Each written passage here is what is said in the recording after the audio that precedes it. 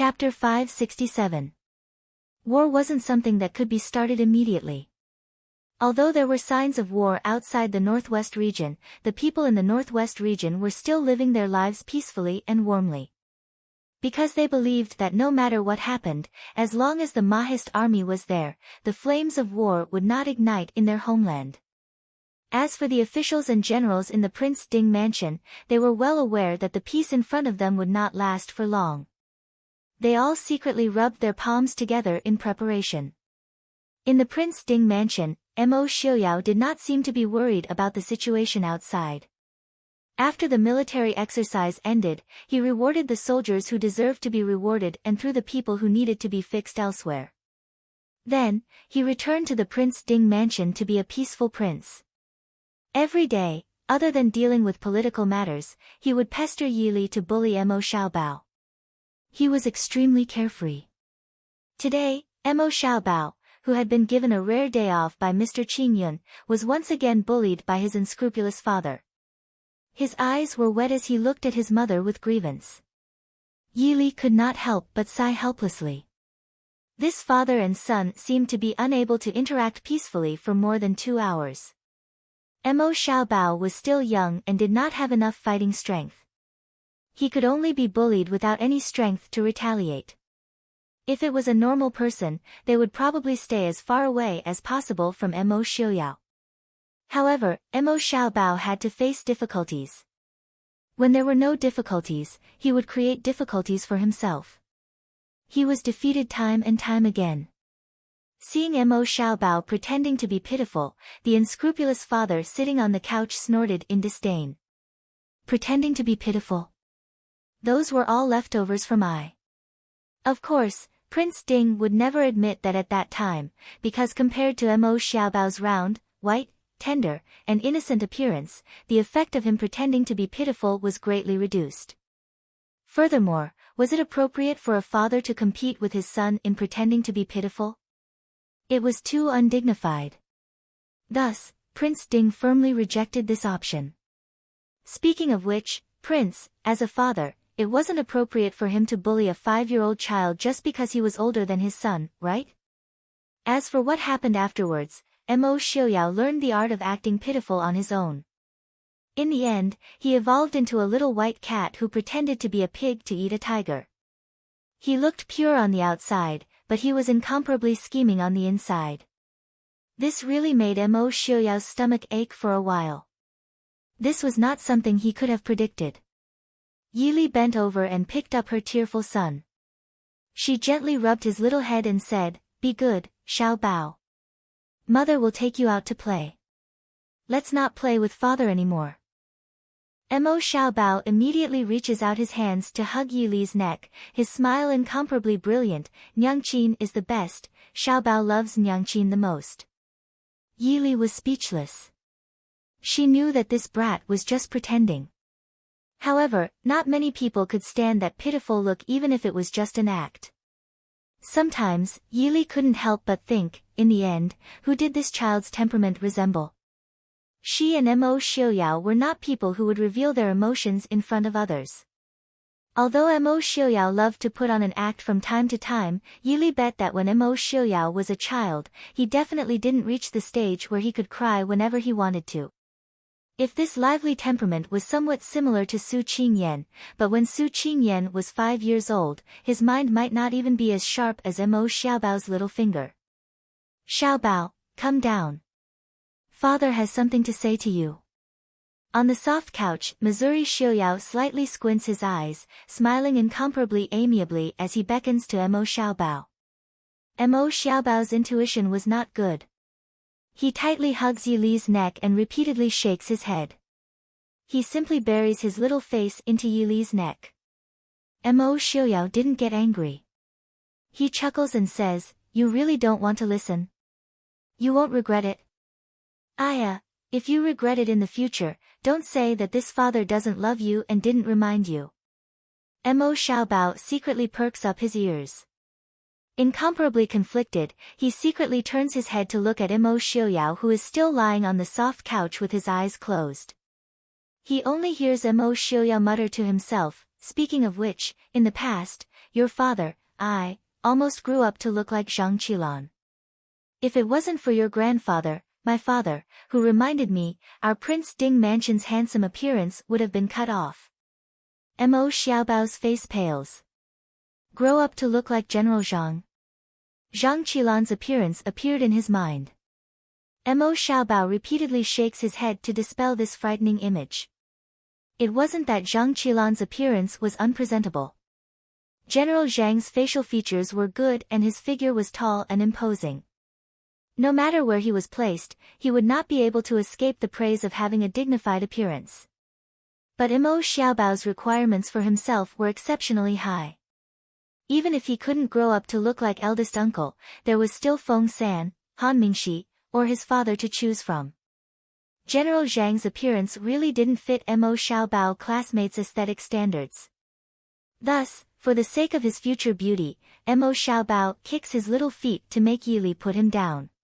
He stands vigilantly in front of Mo Xiaoyao. After waiting for a while, Mo Xiaoyao lazily opens his eyes. He glances at Mo Xiaobao from the corner of his eyes for a long while before slowly reaching out to pinch Mo Xiaobao's round little face. Pinch.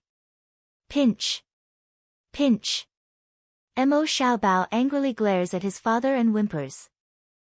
Although it doesn't hurt too much, it means that he once again lost to this man in front of his mother.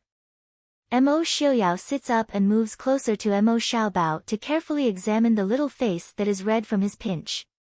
He gives a sinister smile. Do you know that you are very fat? You still dare to ask your mother to hug you? There will be a day when your mother will be tired out by a little fatty like you. Look at how chubby you are, you still dare to eat meat every day. Your father was not even half as fat as you when I was 5 years old. Tell me, when you grow up, will you be even fatter than Zhang Qilan? I think you don't need to be called Mo Xiaobao anymore. How about changing your name to Mo de Fatty? Hearing this, Mo Xiaobao lowers his head to look at his round, white, and tender little hands. His fragile little heart is finally shattered by his own imagination. He looks at Mo Xiaoyao with grief and indignation before running away in tears. Woo-woo. Eldest uncle, father bullies me, Xiaoyao. Yili frowns, indifferently looking at the man who is lying on the soft couch laughing to the point of convulsing back and forth. How can you talk to a child like that? It's easy to hurt a child's self-esteem. Moreover, Mo Xiaobao is not as exaggerated as he says. It's just that his grandfather, Qing Yun, who loves him dearly, raised him too well. He looks slightly stronger than other children. It's a good thing for children to be a little chubbier. Mo Xiaoyao humps, I'm doing it for his own good. It's about time for him to officially start practicing martial arts. If he grows too fat, the one suffering is himself. When he comes back in the future, Li will make more vegetarian dishes. Yili facepalms. After all is said and done, it's still because she personally made all the meat dishes that her son likes last night. She slightly neglected a certain someone. Who told Mo Xiaobao to not be happy without meat, while Mo Xiaoyao prefers vegetarian dishes? When Xiaobao comes back to the academy, I'll personally make your favorite dishes, okay? Yili says. Compared to those wives who wash their hands and make soup for their husbands, Yili rarely cooks. Mo Xiaoyao nods in satisfaction and says, only for me.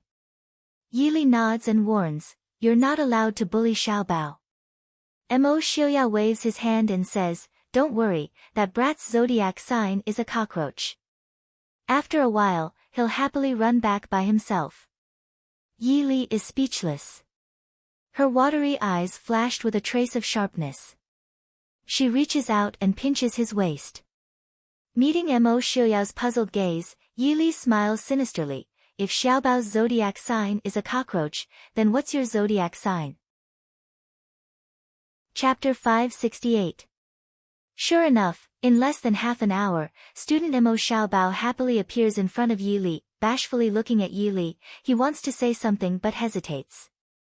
Yili holds back her laughter, looking at her son and asks, what does Xiaobao want to say? Mo Xiaobao shyly says, Uncle said, even if Xiaobao really grows up to be like General Zhang, even if the whole world dislikes Xiaobao, mother will not dislike Xiaobao. Yi Li secretly glares at Mo Xiaoyao and says with a smile, of course, no matter what Xiaobao becomes, he will always be mother's darling. In this world, there is no mother who will dislike her own child. Mo Xiaobao's eyes light up, firmly nodding his head, child knows, child won't eat meat in the future. Yi Li touches her son's little face and says, of course you still have to eat meat, but you still have to eat some meat and vegetables. You can't be picky like yesterday, do you understand? Child knows. Then. Student Xiaobao is shy, can mother still hug Xiaobao? Mo Xiaoyao has a toothache, in the end, who did this scoundrel learn from? From ancient times until now, his Prince Ding mansion has never had such a strange breed. Was that bashful look really acceptable? Su Qingchen. It's definitely him who taught Mo Xiaobao bad things, you just wait for me. Yi Li smiles, of course you can. Mo Xiaobao solemnly nods his head, Xiaobao has grown up, I don't need mother to hug me, Xiaobao can hug mother. But right now, Xiaobao is still small, let mother hug. He is really too considerate and filial, Yi Li's heart is as soft as the clouds in the sky. She bends over and hugs Mo Xiaobao to sit on her lap, lowering her head to kiss him, mother will remember Xiaobao's words. Originally, she said she would take Mo Xiaobao out to play, but behind them, there is a Prince Ding who doesn't do his job and wants to follow them in the name of protecting his wife and child. In the carriage, Mo Xiaobao lies on his mother's lap, representing his uncle to despise his father. Mo Xiaoyao didn't mind at all. He raised his eyebrows and laughed, kid, what do you know? This was called making the best use of people and things. It could also be said that he knew how to make good use of people. Since your uncle and uncle are so powerful, why should I work myself to death to deal with those chores? I, your father, am the most powerful person in the Northwest. I only need to set a direction and goal. Naturally, there will be countless people working hard to achieve this goal. Slacking off. Uncle said that an emperor who is lazy and ignores the affairs of the court is an incapable ruler. Therefore, a prince who is lazy and ignores the affairs of the court is also an incapable ruler. The little white bun sat on Yi Li's knees and seriously discussed the issue of diligent government. Please say that I have managed my subordinates well, thank you, Mo Xiaoyao said lazily, looking at his son who was trying to argue with reason. Silly boy, you don't even know that you've been tricked by your uncle. He's clearly afraid that you'll be like your father and not do anything when you grow up and implicate him. However, your father won't let you become like me, because I'm still waiting for you to take over my position when you grow up. At that time, I will take Miss Li and fly far away. Hug my wife, dream on. The little bun who didn't know that after being tricked by his father, he was tricked by his uncle opened his eyes wide. Of course not. Uncle said that diligent government makes a good emperor. Everything his uncle said was right. Thank you for the reminder, but your father, I am not an emperor. Mo Xiaoyao said with waning interest. Although he had learned many things, the 5-year-old little bun still didn't completely understand the difference between a prince and an emperor. Moreover, in the Northwest, the difference between an emperor and a prince wasn't that big. Classmate Mo Xiaobao's understanding was that there were many princes in other places, so princes had to listen to the emperor. However, there was only one prince in the Northwest, his father, and he didn't have to listen to the emperor. Therefore, his father, this prince, was one of a kind and was also the greatest prince in the world. What was so great about being an emperor? Xiling had one, the Chu state had one, and Northern Rong and Southern Zhao had one each. The more emperors there were, the less valuable they were. However, there was only one Prince Ding. If he wanted to be one, he had to be the most unique and most valuable one. Mo Xiaobao's strange concept directly caused the establishment of an empire to be delayed by many, many years. Unable to outtalk his father, Mo Xiaobao proudly turned his head and fell into his mother's embrace. Mo Xiaoyao ignored him and looked at him with a smile. Son, your great-grandfather must have told you many history books. In history, there were emperors who went to court every 10 days to half a month and still had the country prospering. There were also emperors who woke up in the middle of the night and still had their country destroyed. Therefore, whether an emperor is good or bad has nothing to do with whether you are diligent or not. Mo Xiaobao thought about it and crawled out of his mother's embrace. He nodded and said, I know, it also has to do with being smart. The idiot that father mentioned who woke up in the middle of the night was the idiot emperor of Dechu state. After saying this, Mo Xiaobao nodded heavily to confirm his own thoughts. Seeing him so serious, Mo Xiaoyao couldn't help but laugh. He said with a smile, how do you know it's that idiot? His country hasn't been destroyed yet. Mo Jingqi did wake up in the middle of the night and sleep in the middle of the night, but it wasn't necessarily because he was diligent. Mo Xiaoyao felt that it was more because he was guarding against this and that and couldn't sleep. Mo Xiaobao said seriously, of course he's an idiot. He chased father away, he also chased granduncle and uncle away. He also likes the worst Prime Minister Lu's family and doesn't like Wu Jiejie's mother. Even his own mother and younger brother don't like him. Wu Jiejie also doesn't like him. Eldest uncle says this is called destroying the Great Wall. Feng San says this is called asking for death. Yi Li, who originally found it interesting, didn't know whether to laugh or cry. What kind of nonsense did he learn? Along the way, they chatted and laughed. Time passed quickly and unknowingly, it was already noon. The horse-drawn carriage stopped in front of a mountain. After getting off the carriage, they had to walk the rest of the way. Mo Xiaoyao naturally couldn't let Yi Li carry Mo Xiaobao, who was about to become fat, for such a long distance, so he could only carry him himself. Mo Xiaobao didn't feel uncomfortable in his father's arms at all. He calmly laid down and curiously looked at everything in front of him while asking, Mother, where are we going? Yi Li faintly smiled and said, You'll know when we get there. Actually, the father and son's relationship wasn't that bad. Although they usually quarreled, it could be seen that Mo Xiaobao didn't have any grudges against his unkind father. Otherwise, he wouldn't be so happy lying in his father's arms. The group walked into the mountain. In less than 5 li, the road gradually became more heavily guarded. The deeper they went, the stricter the security became.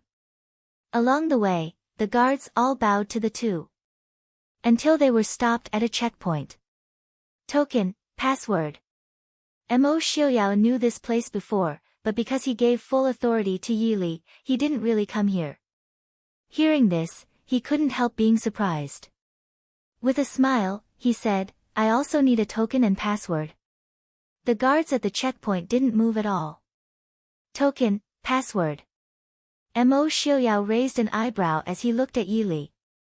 With his sharp senses, he could naturally feel that there were at least several hundred arrows pointing in their direction.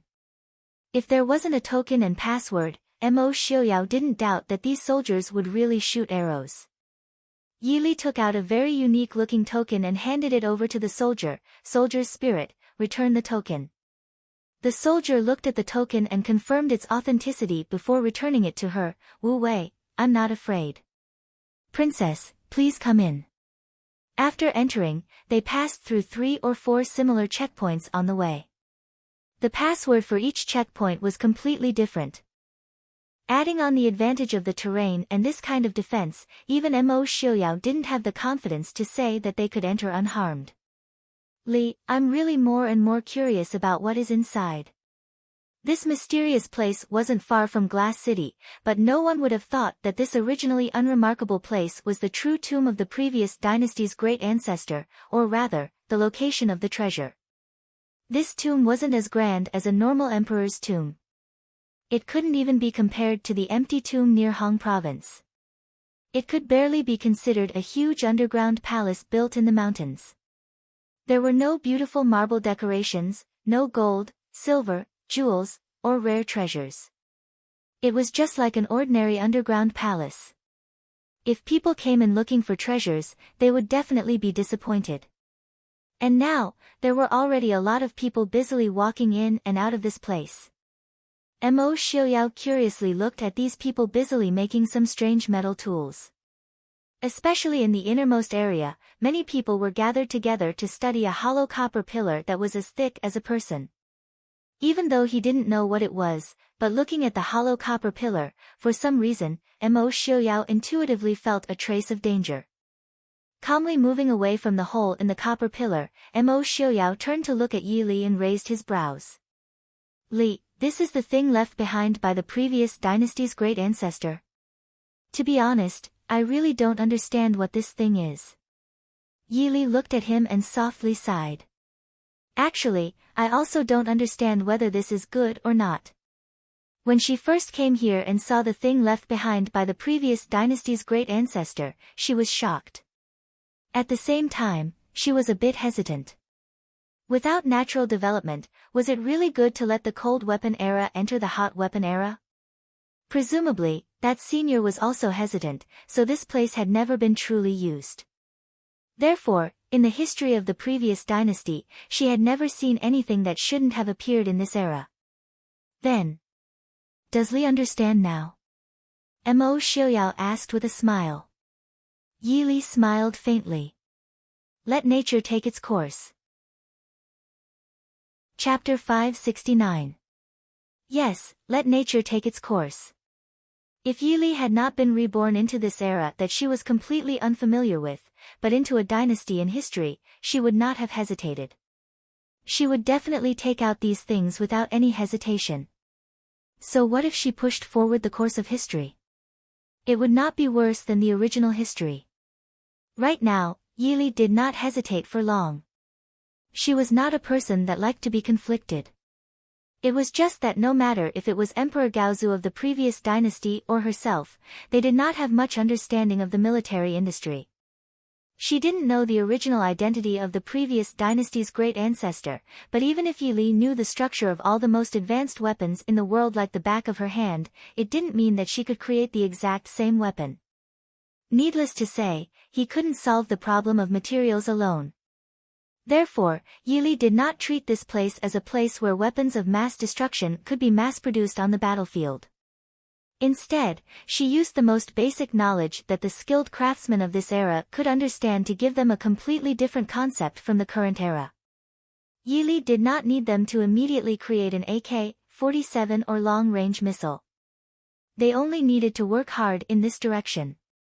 No matter if it was 100 years or 100 years, Yi Li believed that with these seeds, this land would not encounter what her hometown had experienced in the future. Wang Fei.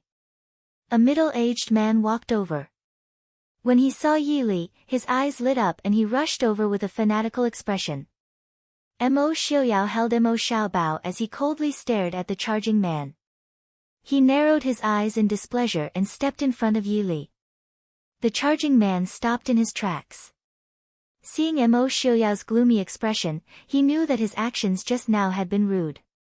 He could only awkwardly stand there, not knowing what to do. Yi Li walked out from behind Mo Xiaoyao and said with a faint smile, "Master Li, what is it?" The middle-aged man quickly said, "We have made the things Wang Fei gave us, but there are some questions we want to ask Wang Fei." Yi Li nodded and said, "Then let's go take a look together." Placed in front of Yi Li and Mo Xiaoyao was a pistol. Mo Xiaoyao was naturally unfamiliar with the things in front of him, but Yi Li's eyes flashed with a trace of nostalgia and joy. She walked up and picked up the gun on the table. To be honest, Yi Li had seen all sorts of advanced weaponry in her previous life. The gun in front of her was so crude that it was unbearable to look at. Compared to the earliest automatic handguns in the world in his previous life, it was much cruder. However, it only took them 5 years to go through the hundreds of years of evolution in the history of firearms. Yi Li believed that these skilled craftsmen had done their best to create such a weapon. Picking up the pistol, Yi Li turned around and smiled at Xiaobao. "Xiaobao, cover your ears." Mo Xiaobao looked curiously at the thing in his mother's hand, but he still obediently covered his ears with his little hands. The pistol spun in Yi Li's hand. Yi Li's eyes changed as she raised the gun and fired 3 shots at the target not far away. After the 3 loud bangs, Yili looked at the target in front of her and slightly frowned. The first shot had hit the bullseye, the second shot had only hit the 4th ring, and the 3rd shot had missed. Of course, this was not a problem with Yili's marksmanship. It was clear that this was a problem with the gun itself. Master Li, who was following behind, still had a burning gaze, but this time, he was not looking at Yili, but at the gun in her hand. This thing that Yili disliked was as precious as a peerless beauty in his eyes. Master Li scratched his beard in annoyance and said, "We've made 2 of these things, and one of them just exploded. This one is fine, but we can't hit it. The more we hit, the more we missed. There really hasn't been anyone like Wang Fei who has hit the bullseye on the first try. However, the second and third shots were clearly not good." The difference was so great that he couldn't help but wondered if Wang Fei's first shot was an accident. "It seems like it's a problem with the materials. As for suggestions for improvement, I will organize them for you later. I'll have to trouble you to worry about the materials. I will order people to send all the needed minerals. I can't do anything else." She was not a military expert, nor was she an expert in military materials. She could only give them the general information she knew and some concepts and theories. They had to explore the rest step by step. Master Li felt some regret, but he knew he could not force this and could only nod in agreement. Master Li, who had a lot on his mind, left, but he left the gun behind. Even though this was the first finished product they had made, because the results were not satisfactory, Master Li did not feel any heartache and kept it. He even encouraged himself to make better things when they returned. Yili took out the remaining bullets in the gun before throwing it to Mo Xiaobao, who had been eagerly waiting to play. Receiving the new toy, Mo Xiaobao immediately focused all his attention on the thing in his hands. He did not care about his father holding him in his arms and not letting him come down to play. "This is something left behind by the previous Emperor Gaozu." Mo Xiaoyao looked around and asked. Yili nodded. She looked at Mo Xiaoyao and asked, "Xiaoyao, what do you think of this gun?" Mo Xiaoyao shook his head and looked at the thing in Mo Xiaobao's hands, saying, "It has no practical value. Its range was not as far as the arrows of a master archer." Even though the first shot had made him interested, the last 2 shots had made him disappointed, for now, it has no practical value. Yili nodded in agreement and pulled Mo Xiaoyao forward. The things that the previous emperor had prepared naturally were not just these. Even Yili herself didn't know much about it, and it wasn't like she didn't have anything that had practical value. As they walked into an empty room, the smell of sulfur greeted them. In the corner of the room, there were several wooden boxes neatly placed. Yili walked over and opened the topmost box. There were some black spherical things in the box. Mo Xiaoyao pondered for a moment before saying, "This is gunpowder?" It was not that this era did not have gunpowder. There were already people who used it in war. However, gunpowder needed to be ignited with fire and its killing power was not high, so even the Mahist army did not use it often. However, this did not mean that Mo Xiaoyao was completely ignorant. Yili nodded and said, "That's right, it is gunpowder. However, I prefer to call it a bomb." Mo Xiaoyao raised his brows and asked, "How is the power?" Since Li specially showed it to him, it naturally would not be normal. Yili casually picked up one and said with a smile, "Let's try it somewhere else and we'll know." It was hard to say about other weapons, but Yili was still very confident in the power of the bomb. This was because the method to make these bombs was not left behind by the previous Emperor Gaozu. It was provided by Yili herself. As expected, the bomb was thrown into a spacious room in the underground palace. After a loud explosion, Mo Xiaoyao could not help but reveal a look of surprise. After leaving the place where the bomb was placed, Yili brought Mo Xiaoyao into the innermost secret room in the underground palace. The layout of the room was very simple. It was filled with all kinds of scrolls and magical weapons. Mo Xiaoyao saw that a few of them were the same as the ones he had seen when he passed by outside. Chapter 570. Yi took out a thick booklet from a hidden compartment and handed it to Mo Xiuyao. She smiled and said, "This is the treasure left behind by the previous emperor." Mo Xiuyao took the booklet and flipped through it. The pages were filled with drawings of various firearms, as well as annotations. However, there were many foreign characters in the annotations that Mo Xiuyao could not understand. However, this did not stop him from understanding. This was a booklet filled with drawings of various weapons, and the ones that could be made here were all of the worst quality.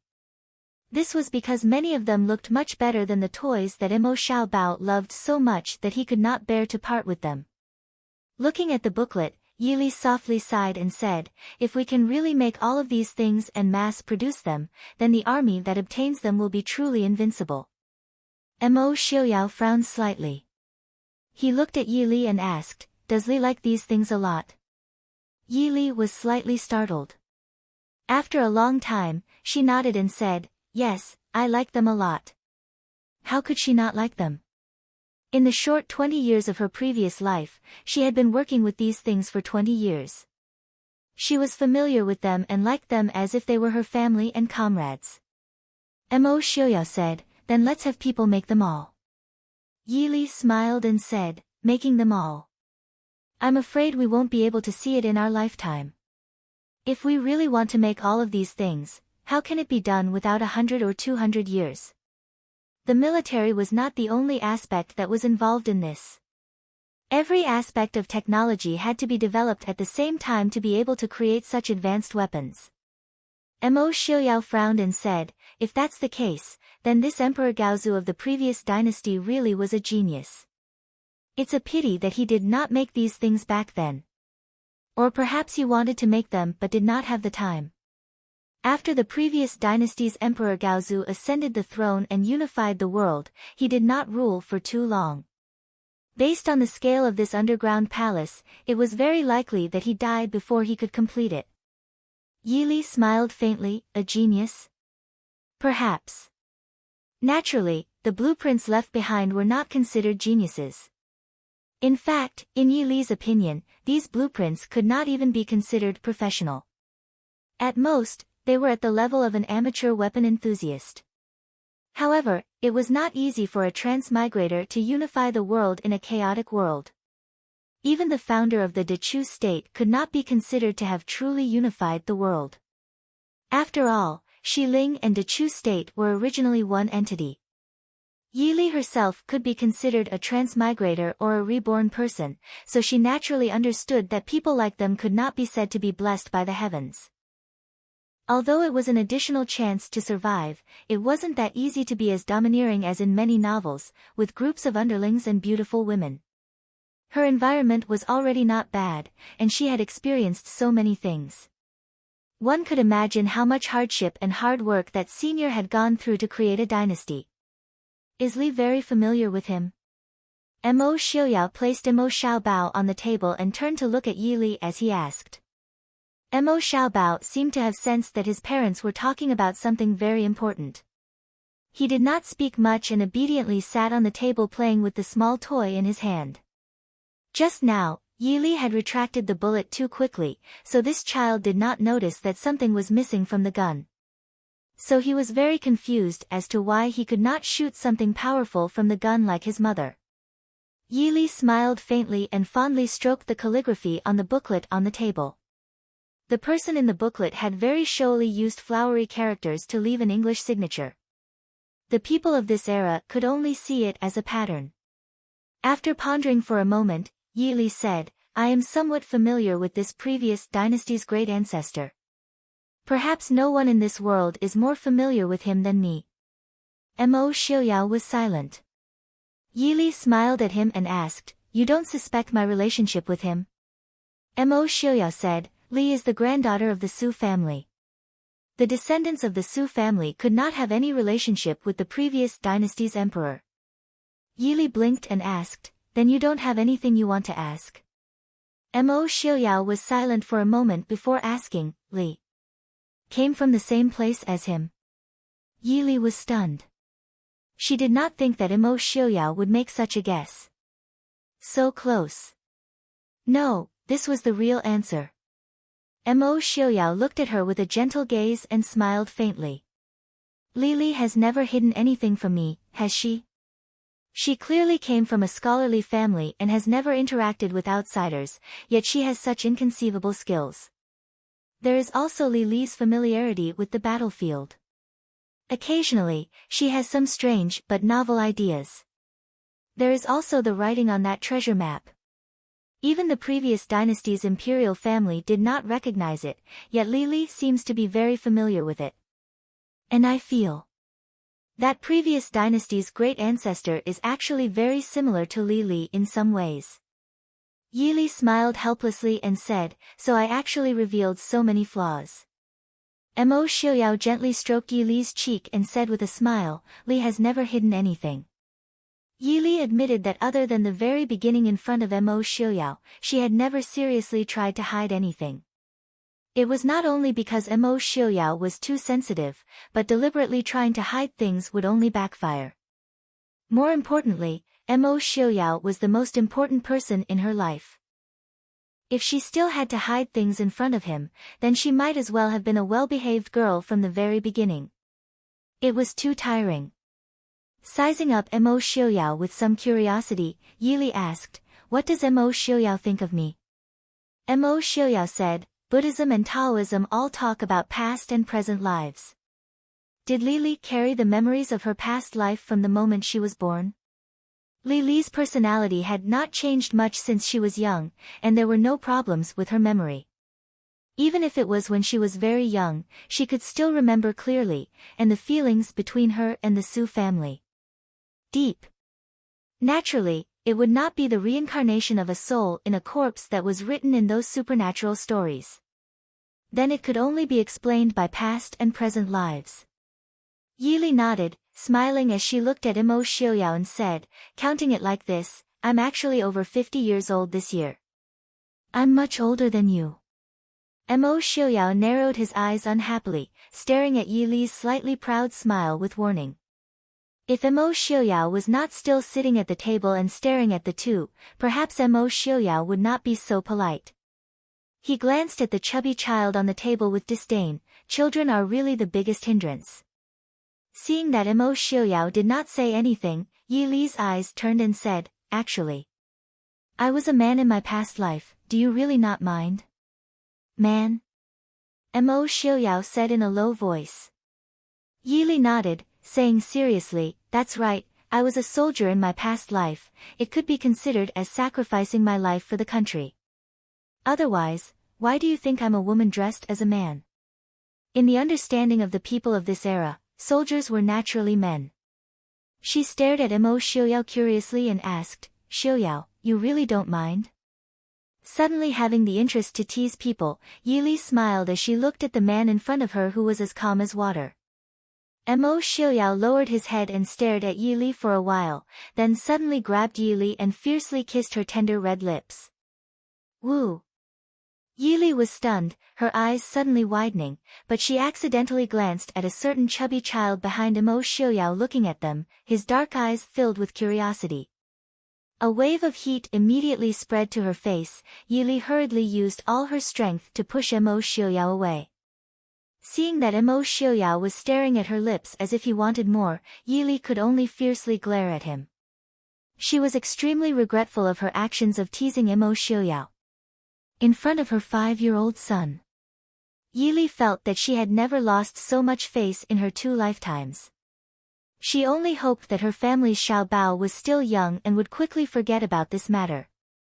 Otherwise, she really didn't have the face to face her son. Now you know whether I mind or not. Mo Xiaoyao asked in a low voice as he smiled at her angry red face. Yili gritted her teeth. Prince's psychological adaptability is really strong.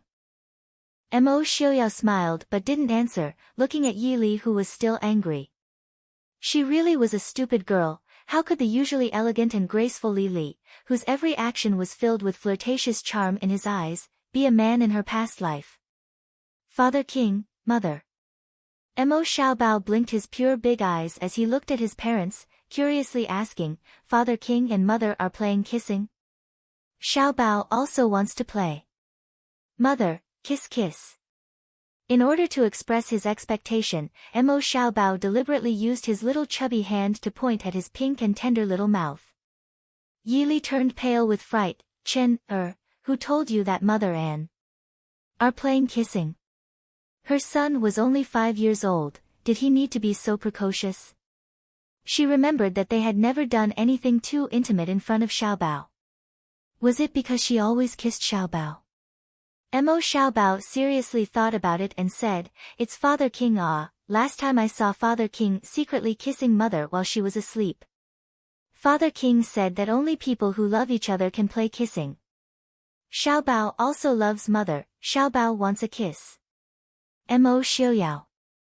Yili angrily glared at Mo Xiaoyao, "This month you will sleep in the study." Finished speaking, she didn't wait for Mo Xiaoyao's explanation and turned to leave. Mo Xiaoyao's face darkened as he stared at Mo Xiaobao on the table. Mo Xiaobao innocently looked at his Father King with his pure big eyes. "Father King, why is Mother angry? Why didn't she kiss Xiaobao? Does Mother not love Xiaobao anymore? Don't think that you can escape by pretending to be innocent. When did I secretly kiss your mother? Even if he secretly kissed her, how could it be seen by a 5-year-old kid?" He, Mo Xiaoyao, who had been unhindered for a lifetime, was actually tricked by his own son. Seeing that Mo Xiaoyao was about to stretch out his evil claws, Mo Xiaobao quickly crawled up and used his butt to cry in front of his father. "Woo! Mother doesn't love Xiaobao anymore. Xiaobao is the child that Mother doesn't love."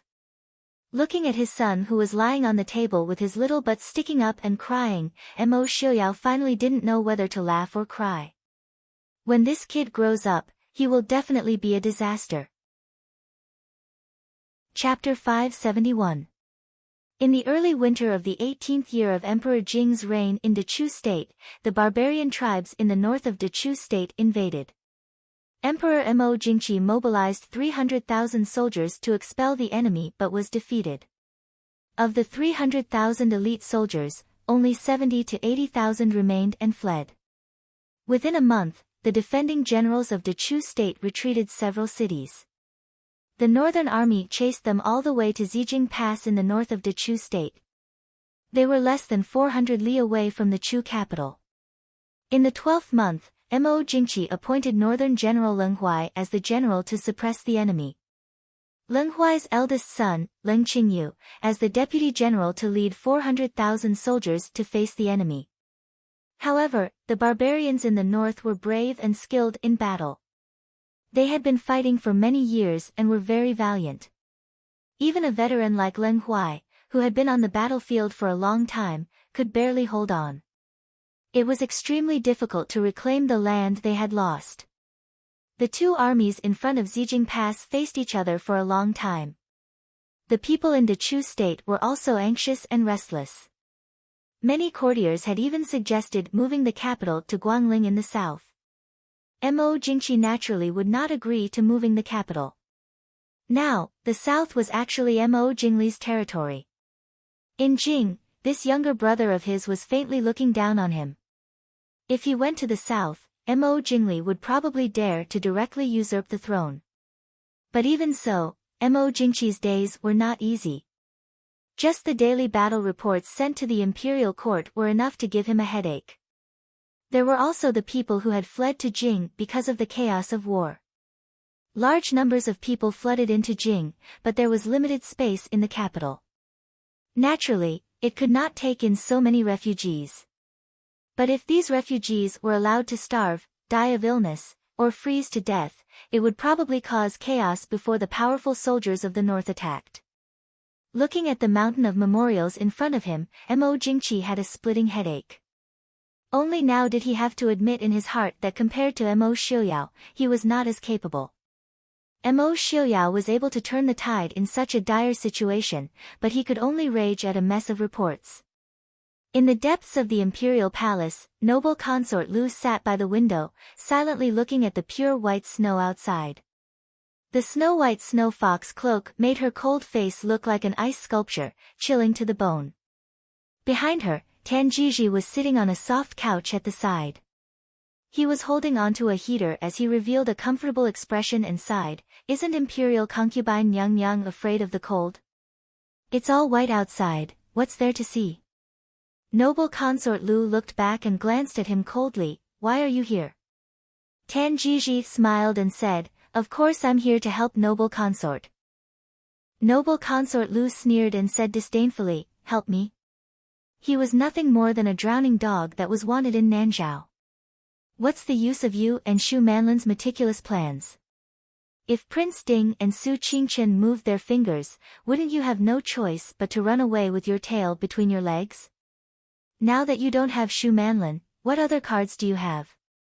Tan Jiji's expression changed slightly. A trace of anger and viciousness flashed through his eyes. He quickly smiled and said, "Does noble consort Nyang Nyang think that Shu Manlin is the only card I have?"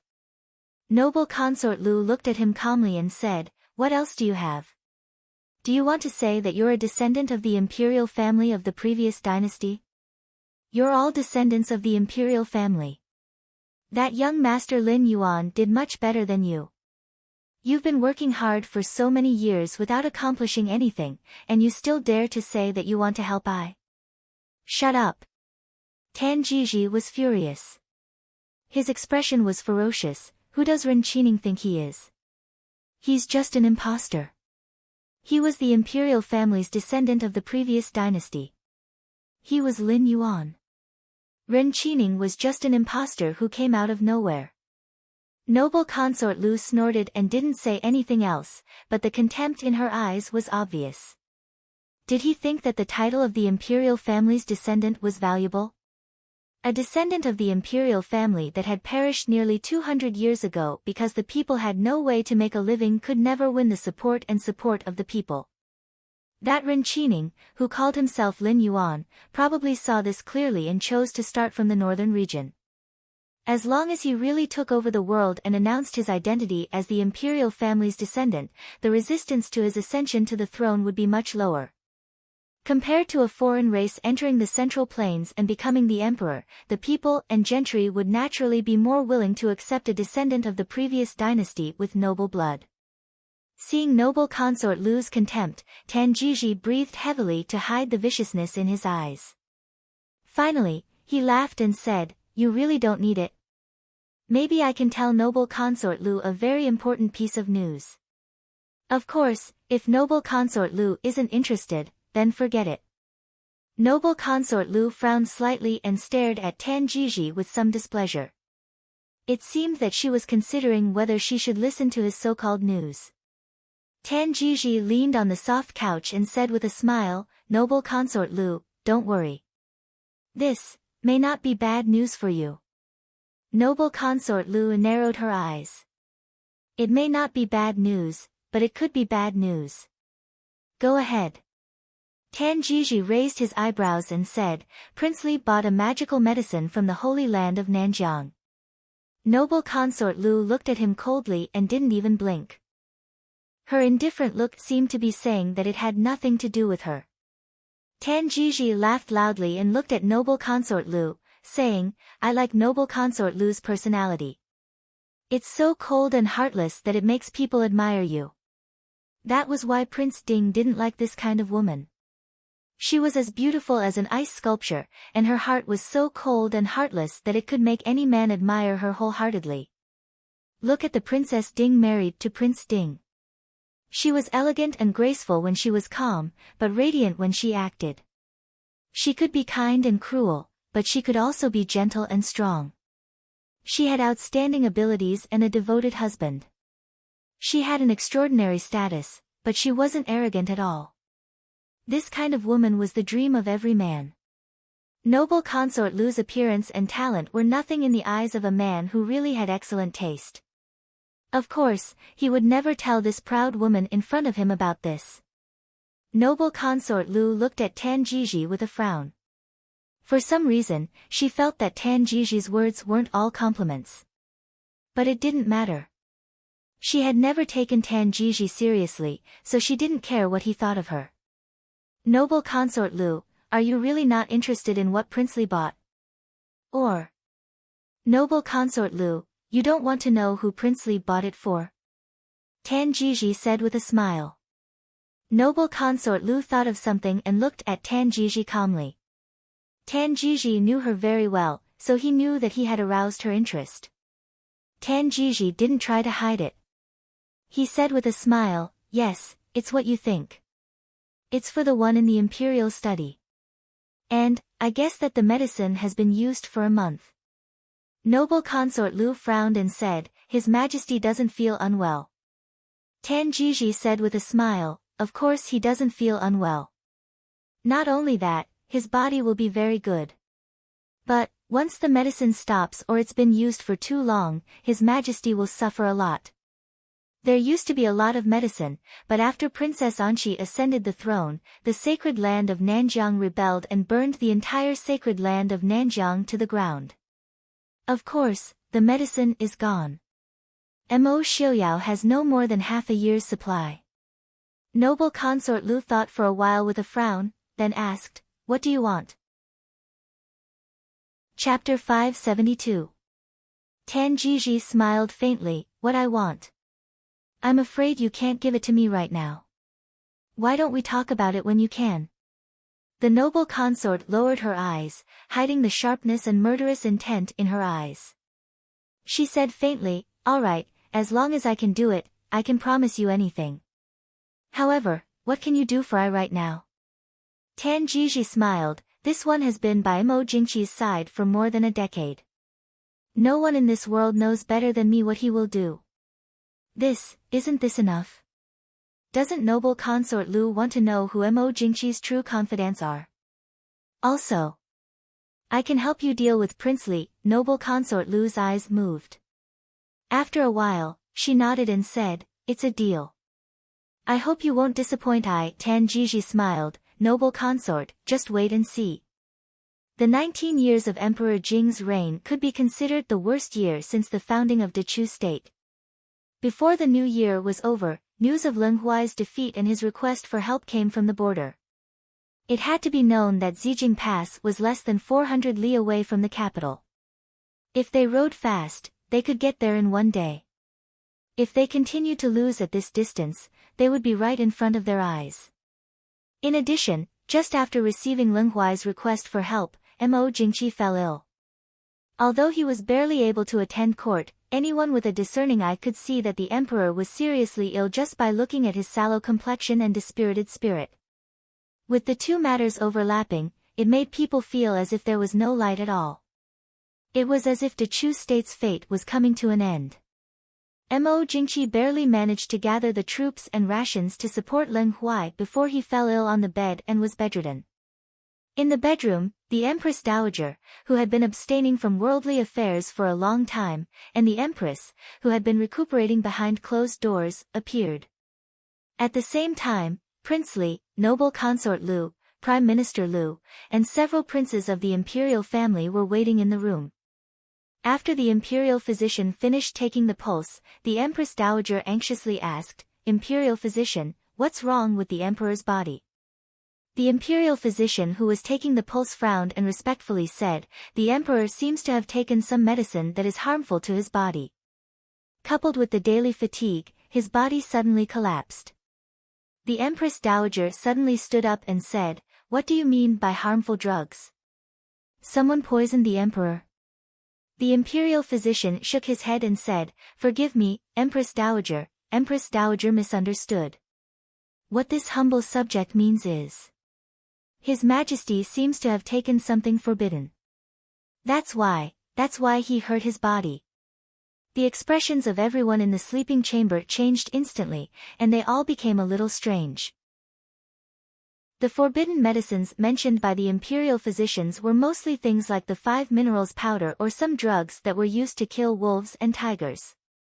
In history, there were some dynasties where taking 5 minerals powder became the norm, but from the previous dynasty to the Dechu state, it was listed as a forbidden drug.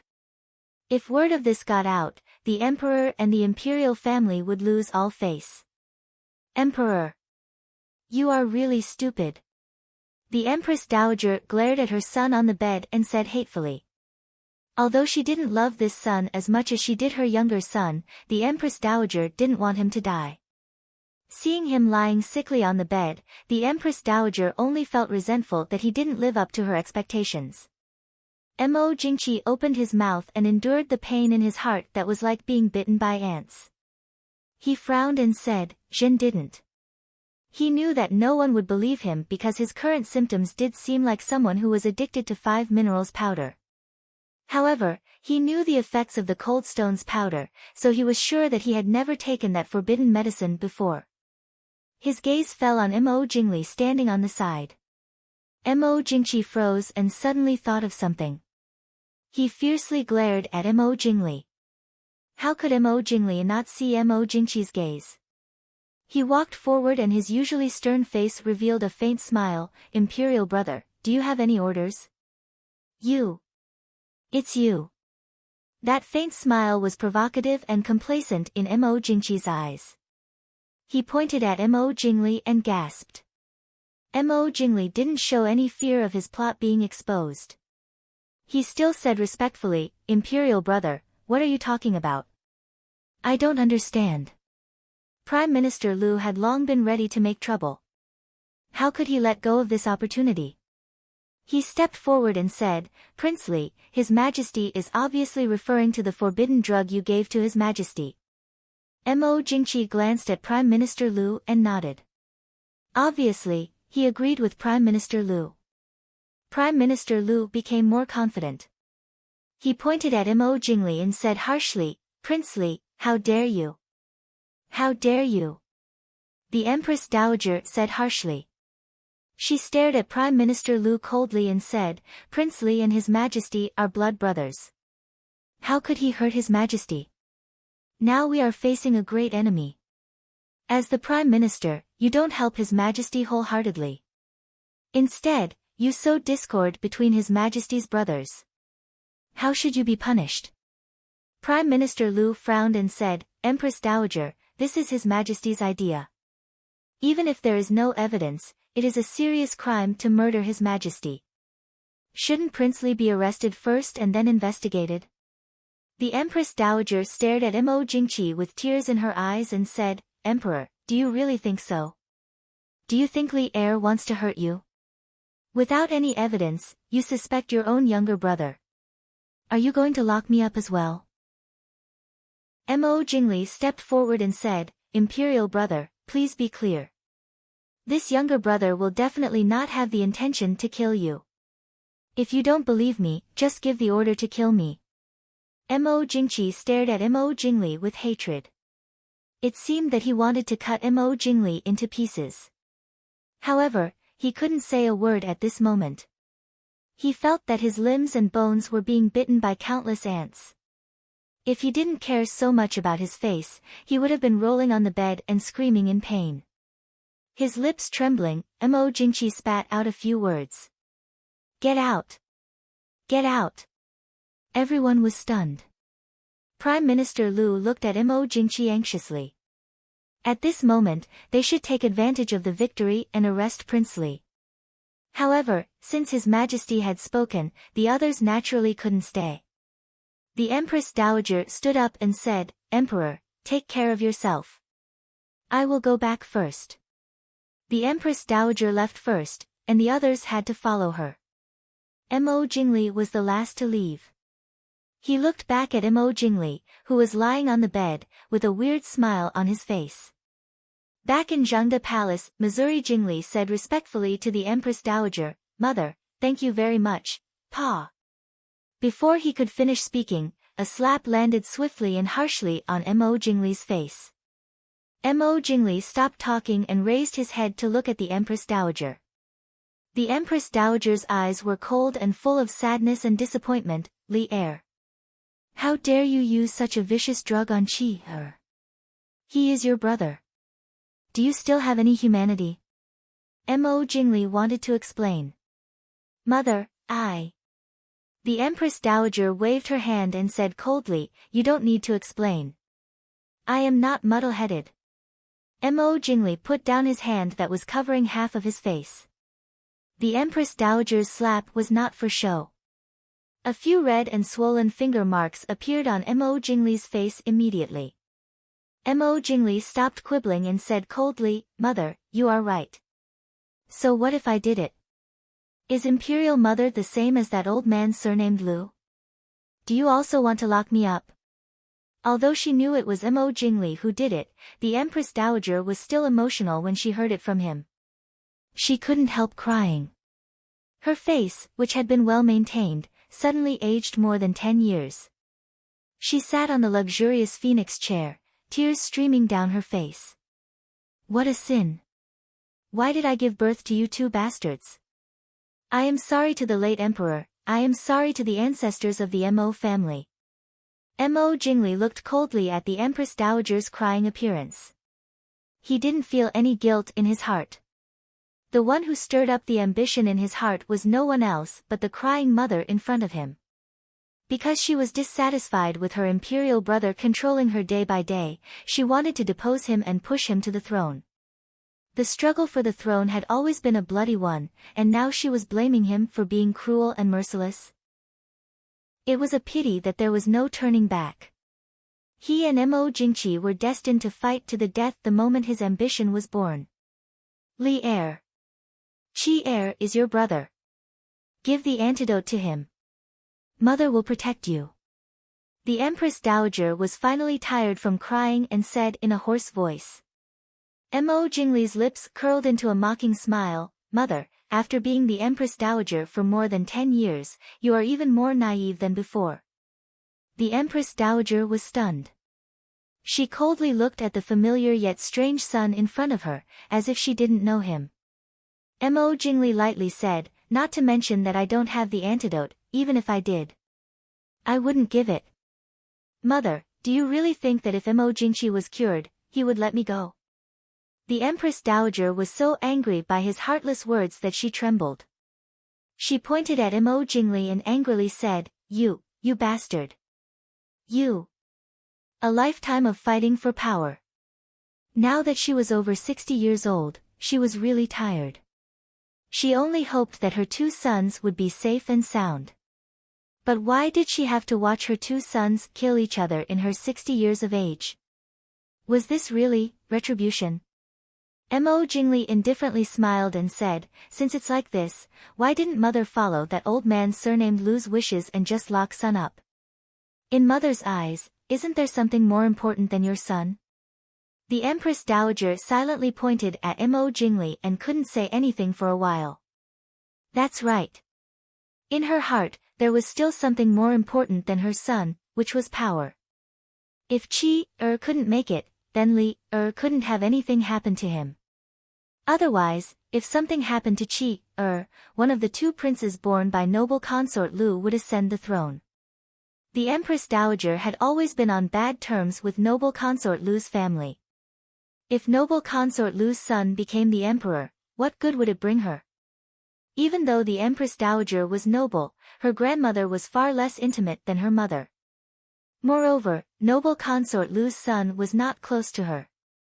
But even so, it didn't mean that she was willing to let her younger son kill her elder son. You. The Empress Dowager looked at her gloomy son in front of her and found that she didn't know what to say. Mo Jingli raised his eyebrows and said, "Mother, don't worry. I won't kill him. He is still my brother, isn't he?" Of course, he wouldn't kill Mo Jingqi. He wanted him to lie on the bed unable to move and watch as he held power in his hands and even ruled over the world. More importantly, he couldn't let Mo Jingqi die too suddenly. Even though Mo Xiuyao had severed ties with the Dechu state, Mo Jingli wasn't sure if he would use Mo Jingqi's death as an excuse to attack the Dechu state. From beginning to end, Mo Jingli had never believed that Mo Xiuyao didn't have ambition. He just lacked an excuse to realize his ambition. Chapter 573. Because of the emperor's serious illness, the entire palace was gloomy even before the new year. In the past few days, King Li's faction and Prime Minister Lu's faction had been fighting both openly and secretly. Everyone who was well informed knew why the emperor had fallen ill. Everyone's eyes were fixed on the golden throne in the hall. Even the request for help from Zijing Pass was ignored. Mo Jingqi was lying on the bed. He was muddle-headed every day. It was difficult for him to even take care of himself, let alone deal with the affairs of the court. Prince. The eunuch guarding outside the bedchamber had curled up his hands and feet to keep warm because of the cold weather. Seeing the man in brocade striding over, he hurriedly went forward to salute with a flattering smile on his face. Mo Jingli looked at the eunuch in front of him proudly and said coldly, "I have something to discuss with my royal brother." The eunuch was stunned and said awkwardly, "But now the emperor." Mo Jingli glanced around and said coldly, "What? I want to see my royal brother, do I need your permission?" The eunuchs at the door were all shocked. They had received orders from imperial concubine and Prime Minister Lu to prevent King Li from entering, but no one knew the situation in the palace now. King Li was powerful now. They couldn't afford to offend him. After hesitating and deceiving, the eunuchs finally retreated and said with a flattering smile, "We don't dare." "Prince, please." Mo Jingli snorted and stepped into the bedchamber. The bright yellow and luxurious furnishings came into sight. Mo Jingli's eyes shook slightly. Looking at Mo Jingqi lying on the bed silently, Mo Jingli suddenly felt a trace of indescribable pleasure. He knew Mo Jingqi wasn't asleep. He walked to the bedside and looked down at the sallow and emaciated man on the bed. A satisfied smile appeared on his face. The secret medicine he got from Nanjiang was much more effective than the so-called 5 minerals powder. He didn't feel anything when taking it, but once he stopped taking it, it was 100 times more effective than the 5 minerals powder. It had only been a few days, but Mo Jingqi had already become so skinny. After thinking about it, Mo Jingli stuffed an extremely small pill into Mo Jingqi's mouth. Mo Jingqi's dark and dazed eyes gradually regained a trace of light.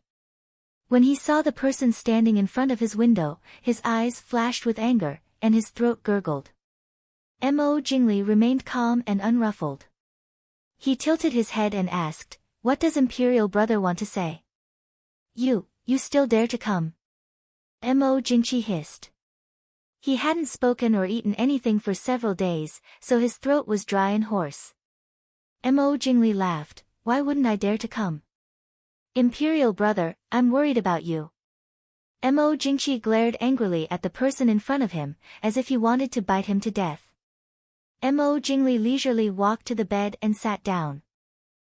Looking at Mo Jingqi's angry expression, a strange smile appeared on his face. "Imperial Brother, you really shouldn't blame me.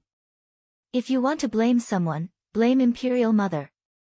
If she hadn't instilled those thoughts in me in order to suppress you, if she hadn't supported me to fight against you for her own power. Who knows, maybe we're still a pair of good brothers who respect each other. Imperial Brother, do you know how much of a failure you are as a person? Look at you.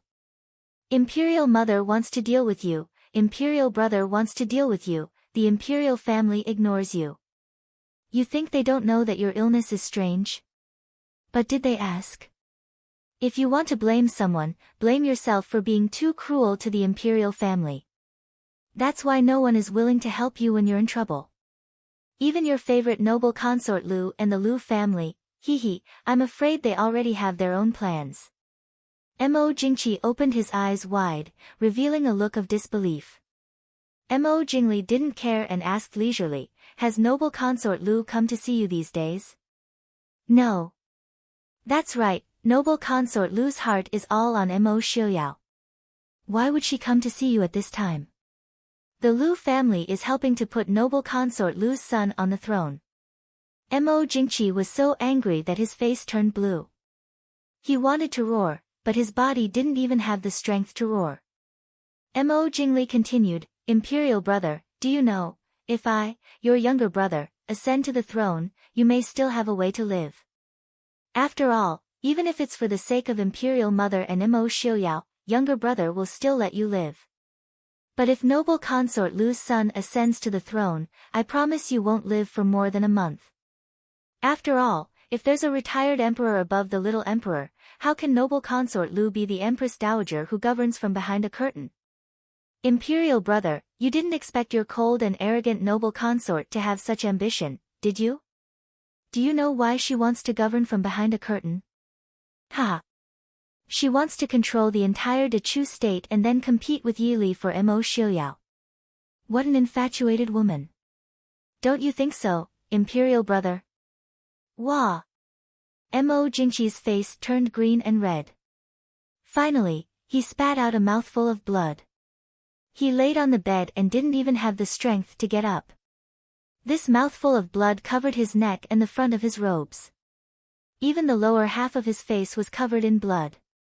He looked terrible and pitiful.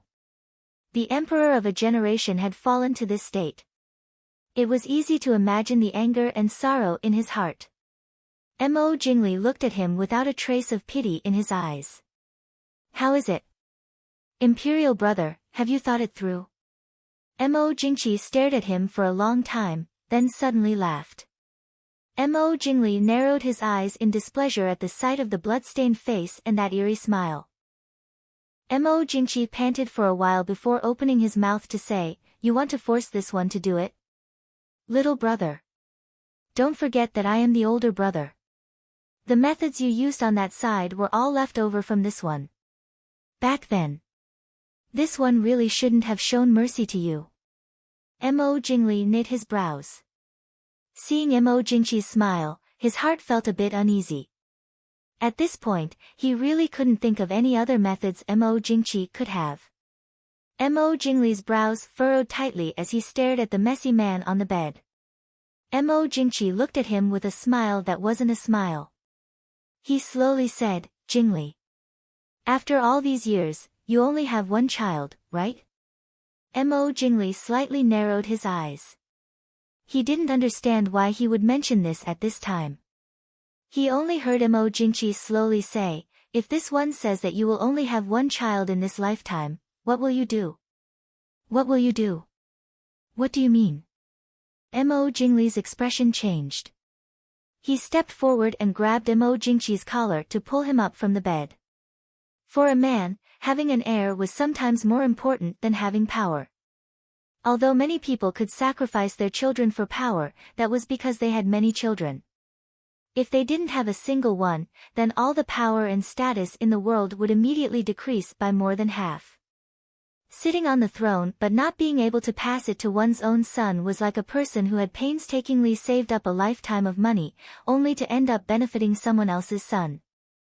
Although Mo Jingli didn't have a son, his only son, Yi Ying's child, was indeed young and sickly. He wasn't even 7 years old, but people were always worried that he wouldn't live past the age of 20. Hearing Mo Jingqi say this, Mo Jingli's heart shook. He fiercely stared at Mo Jingqi and said, "What did you do? No. You couldn't have had the chance to drug me." Mo Jingli wasn't someone who didn't have his guard up. In fact, he was more guarded against his older brother than anyone else. Normally, he was especially careful with his food, clothing, housing, and transportation. Mo Jingli wouldn't have had the chance to drug him. Chapter 574. Mo Jingqi chuckled. Seeing his younger brother's angry appearance made his mood very good. "Jingli, you should thank Zhen for letting you keep a child. If you want to blame someone, blame yourself for not being a good prince and going against Zhen." Mo Jingli's face was dark. After a long time, he suddenly sneered, "You also said that I still have a son. Do you believe that I won't kill all of your sons one by one?"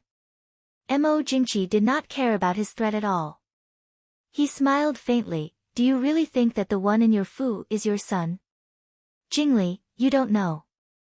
When Princess Consort Li gave birth to that child, Zhen personally held him. That is a white, tender, and sturdy little boy.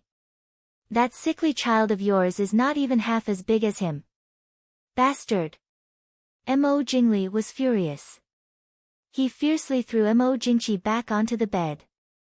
Then he pounced forward and grabbed his neck, shouting angrily, "Where did you take Ai's son? Speak!" Mo Jingqi seemed to not see the hand tightly strangling his neck. His waxy yellow face was red from choking. He still had his eyes half closed and did not care.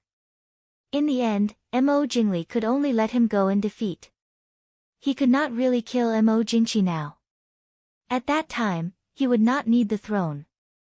He would become a monarch killer.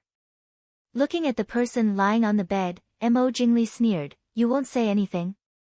You think that I don't have a way to deal with you? I will kill a prince a day for you to see. There will be a day when you will speak." Mo Jingqi opened his eyes and looked at him. He calmly said, "Zhen is about to die, how can I control them? Even if you kill all of Zhen's sons, so what? Chang'e is still in the northwest. Even if she is a daughter, she is still Zhen's blood. As for you, you are destined to have no descendants. As long as you kill a prince, I guarantee that your son will be sent to your dining table the next morning." At this point, Mo Jingli had to admit that he was not as ruthless as his brother. "What do you want? You should know that your body will never recover. Do you think you'll be safe and sound if you give the throne to noble consort Lu?" In order to be absolutely safe, he would never use the antidote. When noble consort Lu was mentioned, Mo Jingqi's eyes flashed with a trace of ruthlessness. He lowered his eyes and pondered for a while before saying, "What I want to do has nothing to do with you." Not long after, Mo Jingqi's decree came from the palace. Noble consort Lu's eldest son, Mo Jingli, was conferred the title of Crown Prince. In addition, Prince Li, Mo Jingli, was conferred the title of Prince Regent. Once the imperial edict was released, the entire court was naturally shocked, but they did not understand the emperor's intentions. The courtiers who wanted to pick a side were also confused. Should they choose the crown prince or Prince Li? Inside the Li prince's mansion when Mo Jingli returned to the residence, Yi Ying and Princess Xixia came to greet him. Princess Xixia was still as beautiful as a flower, bright and moving. In comparison, Yi Ying looked much paler and thinner. The young woman who was just in her early 20s looked like she was nearing her 30s. She was holding the hand of a boy who looked less than 5 years old. However, everyone in the Prince Ding mansion knew that this prince and princess consort Lu's pampered little heir was already 7 years old this year. "Prince, congratulations to Prince for being conferred the title of Prince Regent. From now on, you have great power in your hands." Princess Xixia's smile was bright and charming. She looked sincere and happy, but she did not deliberately flatter him. This made Mo Jingli, who originally had a dark expression, unable to help but reveal a trace of a smile. A trace of jealousy flashed through Yi Ying's eyes. She led her son forward and said with a smile, "Qinxia and the little heir also congratulate Prince for being conferred the title of Prince Regent." After saying this, she slightly pinched the little heir's hand, indicating for him to speak. The little child's face was pale, and his body was so weak that it looked like he could fall over with a gust of wind. He leaned close to Yi Ying's side, as if he was very afraid of his father, Mo Jingli. Yi Ying secretly gritted her teeth. She really did not understand. She and Mo Jingli were not cowardly people. Why was it that this son of theirs was as timid as a mouse? Even his own father was afraid of him. The child timidly raised his head. His voice was as soft as a mosquito's as he called out to his father. Then, he had nothing else to say. Mo Jingli looked at the cowering child in front of him and only felt the anger in his heart boil. It was as if it was about to burst out at any moment. How could such a weak and timid child be his, Mo Jingli's, son? He could not help but think of Mo Jingqi lying on the bed before he left the palace. Although he was very weak, his eyes were still filled with pride. The more he thought about it, the angrier he became. His eyes that stared at the child seemed to be about to spit fire. "Prince." Yi Ying looked at Mo Jingli with some confusion. At this moment, of course, she could tell that Mo Jingli was not happy because he had become the Prince Regent.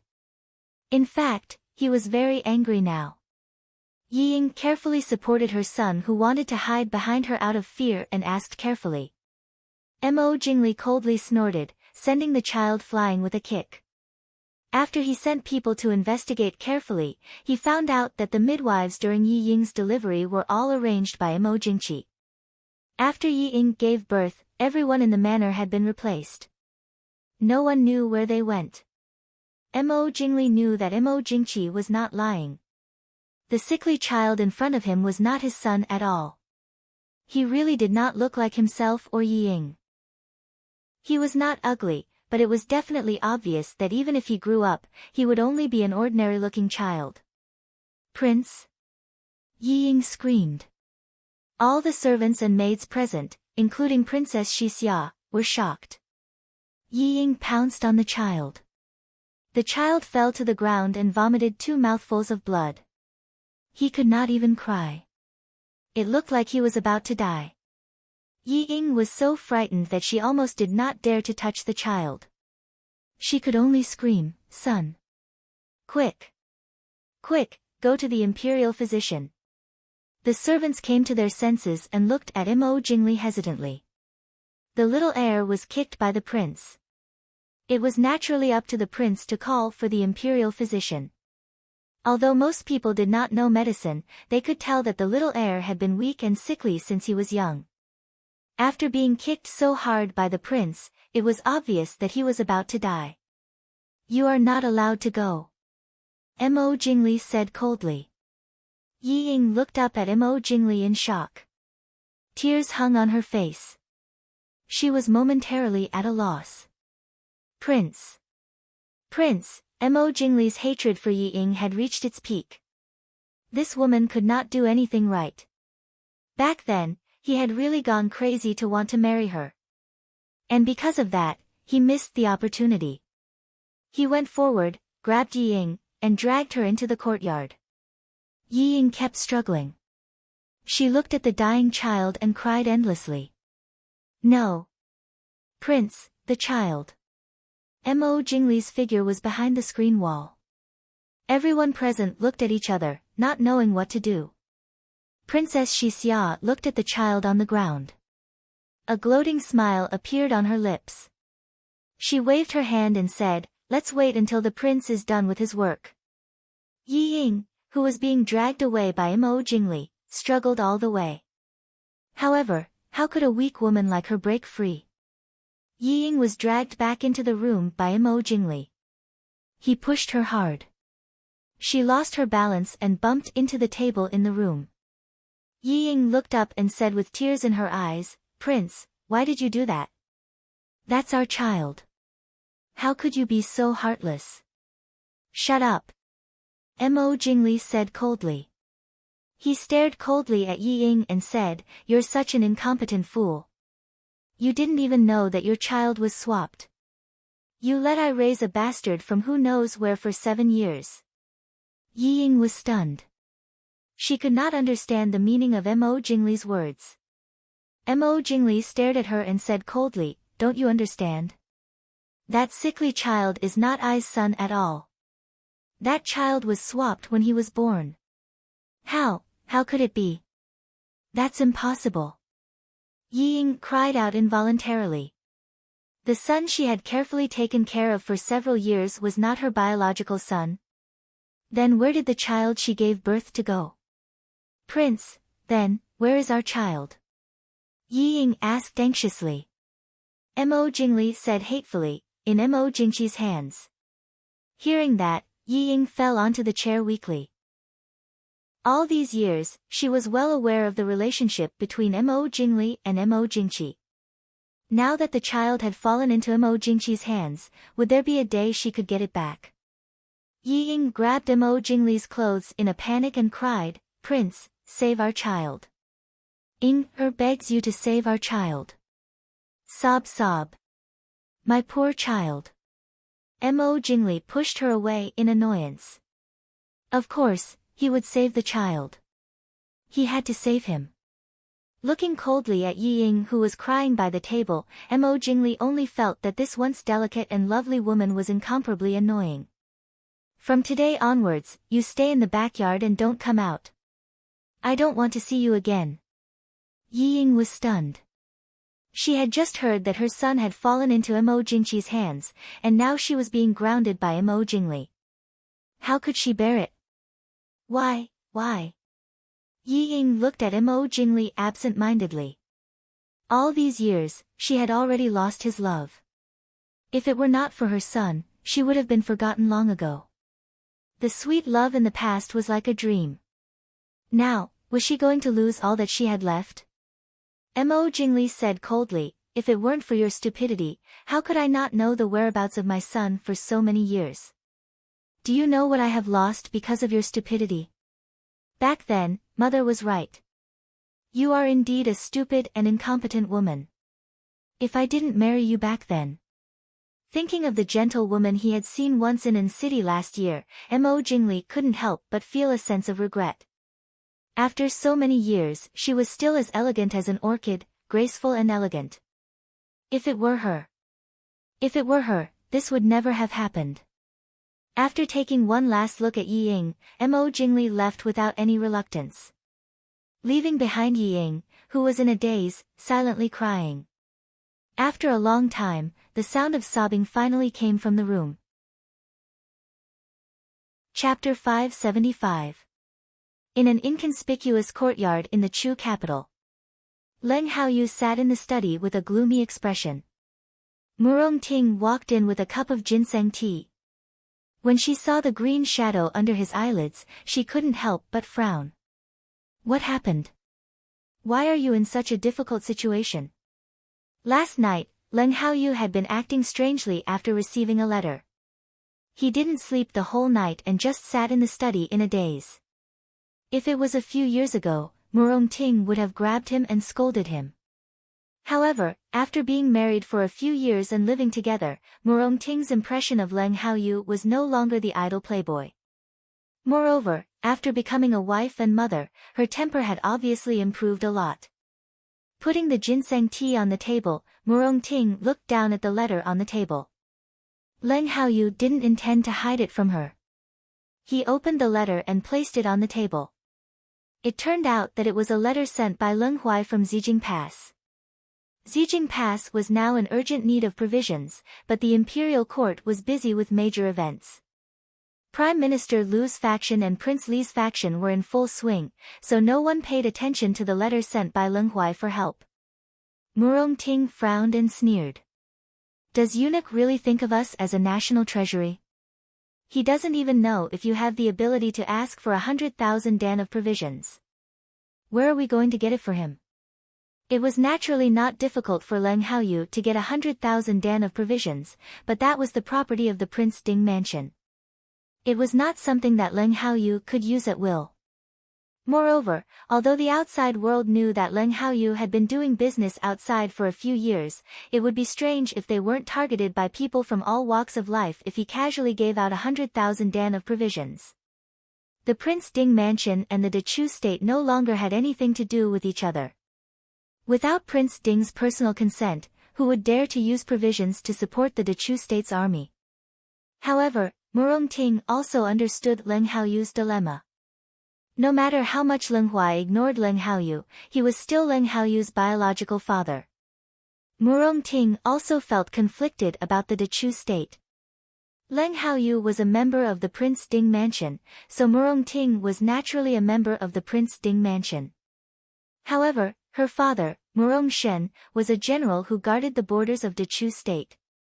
They were of the same bloodline. How could it be so easy to cut them off? Looking at her husband's haggard and tired appearance, Murong Ting could only sigh helplessly and comfort him. We have already sent the news to the northwest. I think the prince's consort will reply soon. Father-in-law's side won't be unable to hold on for a few days. Leng Haoyu forced a smile. He leaned against the chair and reached out to hold his wife's hand on his shoulder.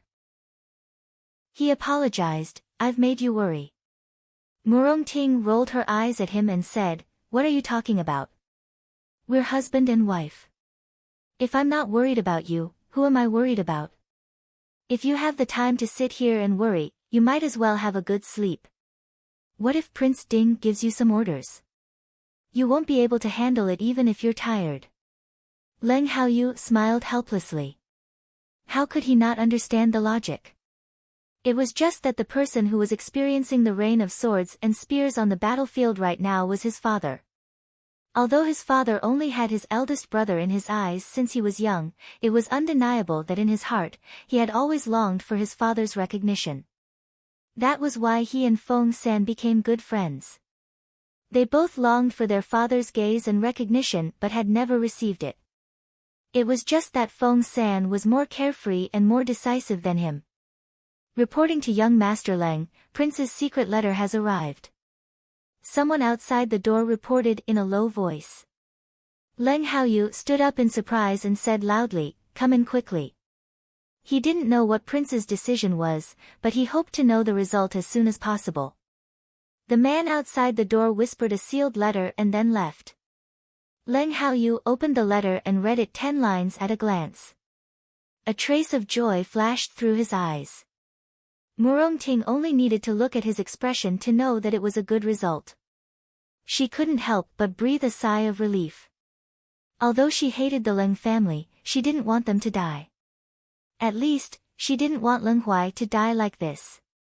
Otherwise, Leng Haoyu would definitely be sad.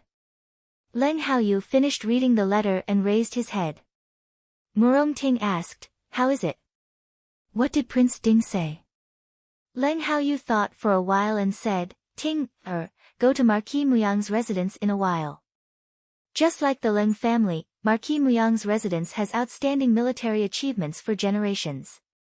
Now that the border is in danger, it's time for them to contribute. Murongting frowned and said, "Marquis Muyang has already had the intention to retire in the past few years. Can Yaoji persuade him?"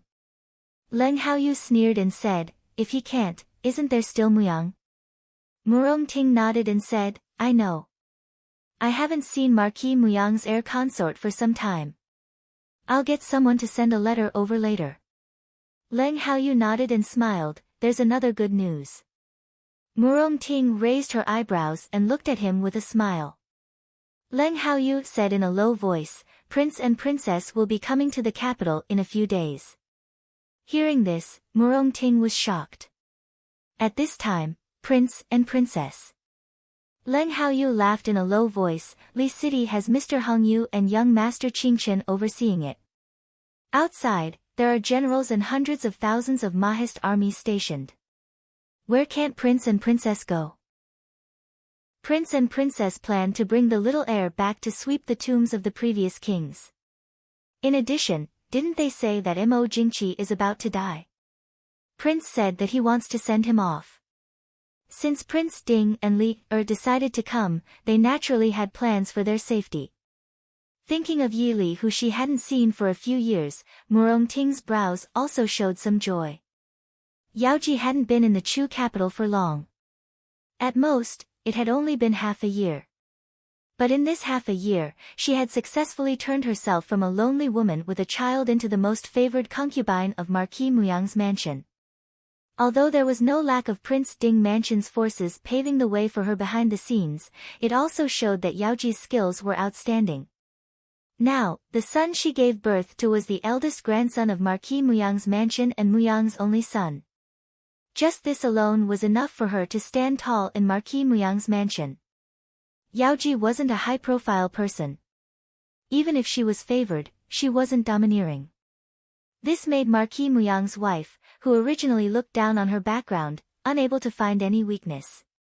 This made Marquis Muyang's wife so angry that she almost broke her teeth. She only regretted that she didn't kill this scourge back then. Unfortunately, Muyang was very protective, and Yaoji wasn't a kind and ignorant person. After entering the mansion for a few months, the two had fought several times, and Marquis Muyang's wife didn't have the slightest advantage. Yaoji's clothes were languid in front of the window. The colorful clothes on her didn't have the slightest sense of vulgarity. It only made people feel that she was beautiful. It was nearly 30 years old, but she was still beautiful and intoxicating. A handsome child of 6 or 7 years old sat beside her, quietly and obediently reading a book. Yaoji lowered her head and looked at him with eyes full of affection and heartache. Of course, this wasn't really her child. Her child would still stay in the northwest and live an ordinary life. He would have a pair of loving parents and would have no worries about food and clothing for the rest of his life. He wouldn't know that he had a father who was Marquis Muyang's son, nor would he know that he had a mother who used to be a dancer. That was good. This child was naturally not an ordinary person. He was a child raised in Prince Ding Mansion.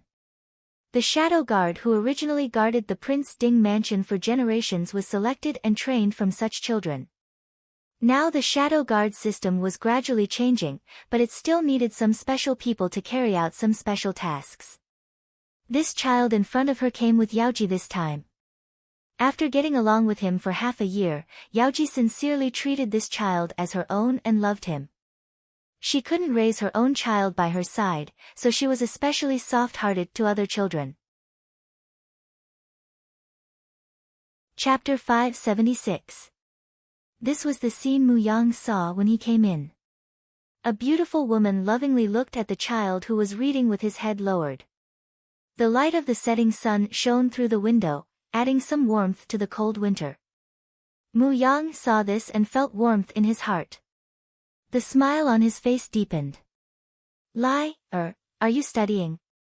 Muyang walked up and asked with a smile. The child named Mu Lai put away his book and stood up. He respectfully said, "Father."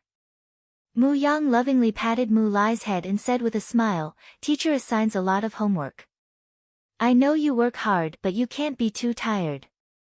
A trace of embarrassment and shyness flashed across Mu Lai's small face, but there was more joy. He nodded and said, "I'm not tired. Thank you for your concern."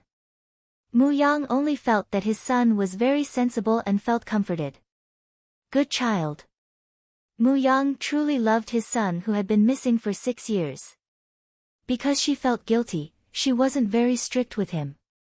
Muyang looked at Yaoji who was sitting on the side and watching the two indifferently. He smiled softly and said, "What are you doing in the afternoon? If you're bored, you can go out for a walk." Yaoji shook her head and said, "There's nothing to see. I'll just accompany Lai in the courtyard. If I go out, it'll be a disaster." A trace of guilt flashed across Muyang's face. He knew that she did not come back willingly. If it wasn't for her son, she would never have come back. Muyang felt a sharp pain in his heart when he thought of the haggard Yaoji carrying the seriously ill Mu Lai in front of him a few months ago. So even though Yaoji was always indifferent to him, he still felt very satisfied. As long as the mother and son were by his side, everything would be perfect. Yaoji looked at him in a daze and lowered her eyes. "You seem to be busy these days." Muyang smiled and said, "I've been busy these days. I haven't eaten with you and Lai for 2 days." It was rare for Yaoji to ask about him. Muyang only thought that she was concerned about him and his smile deepened. He casually told Yaoji about these days. "You also know that the court is very chaotic these days. Our family was loyal to the emperor, but now that the emperor was seriously ill, it was still unknown who would win the battle between the Lu family and Li Wang. At this time, if they chose to stand on a side, it would be good if they won, but if they lost, they would be doomed eternally. These days, Prince Li's men and Lu clan's men had been trying their best to rope in Marquis Muyang. Although Marquis Muyang had yet to react, he probably wouldn't be able to hold on for long. At this time, not many people could choose to stay out of this. It was not that they did not want to, but that they could not. A few days ago, I heard that General Leng was trapped in the Purple Thorns Pass. Is it because the people of the northern region have already retreated? Yaoji asked carelessly. Muyang smiled bitterly and said, "The people of the northern region came prepared. They have a strong army and strong horses. How can they retreat so easily? General Leng is barely holding on." While they were talking, Muyang suddenly stopped and pondered. Yaoji didn't look at him. She casually leaned against the window and said, "The enemy is about to reach the city. I don't know what else these people can do. Are they fighting to be the ruler of the fallen country? Mu Yang smiled bitterly and looked at Yaoji, saying, "You can't talk nonsense." But he knew Yaoji's temperament and couldn't bear to lightly blame her. At the same time, he agreed with Yaoji's words. The battle at the Purple Thorns Pass was dangerous, but Prince Li and Lu clan only cared about fighting for power. Once the Purple Thorns Pass was broken, it would be a flat land from the north to the capital. In less than 2 days, the Northern Jin army would reach the city. If at this time, the Mu clan was guarding the border like the Lin clan, they might be able to get out of this battle. As long as the Purple Thorns Pass was defended, the Mu clan would be the hero who won in the future. Thinking of this, Mu Yang couldn't wait. He said softly to Yaoji and Mu Lai, "I still have something to deal with. I won't accompany you for dinner tonight. I'll come to see you tomorrow." Then he turned and walked out. Behind him, Mu Lai said respectfully, "Father, take care."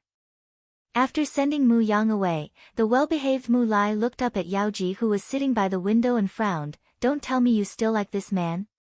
He's far worse than Commander Qin." Yaoji was stunned. She patted his head and said, "You're just a kid. What do you know about liking or not?"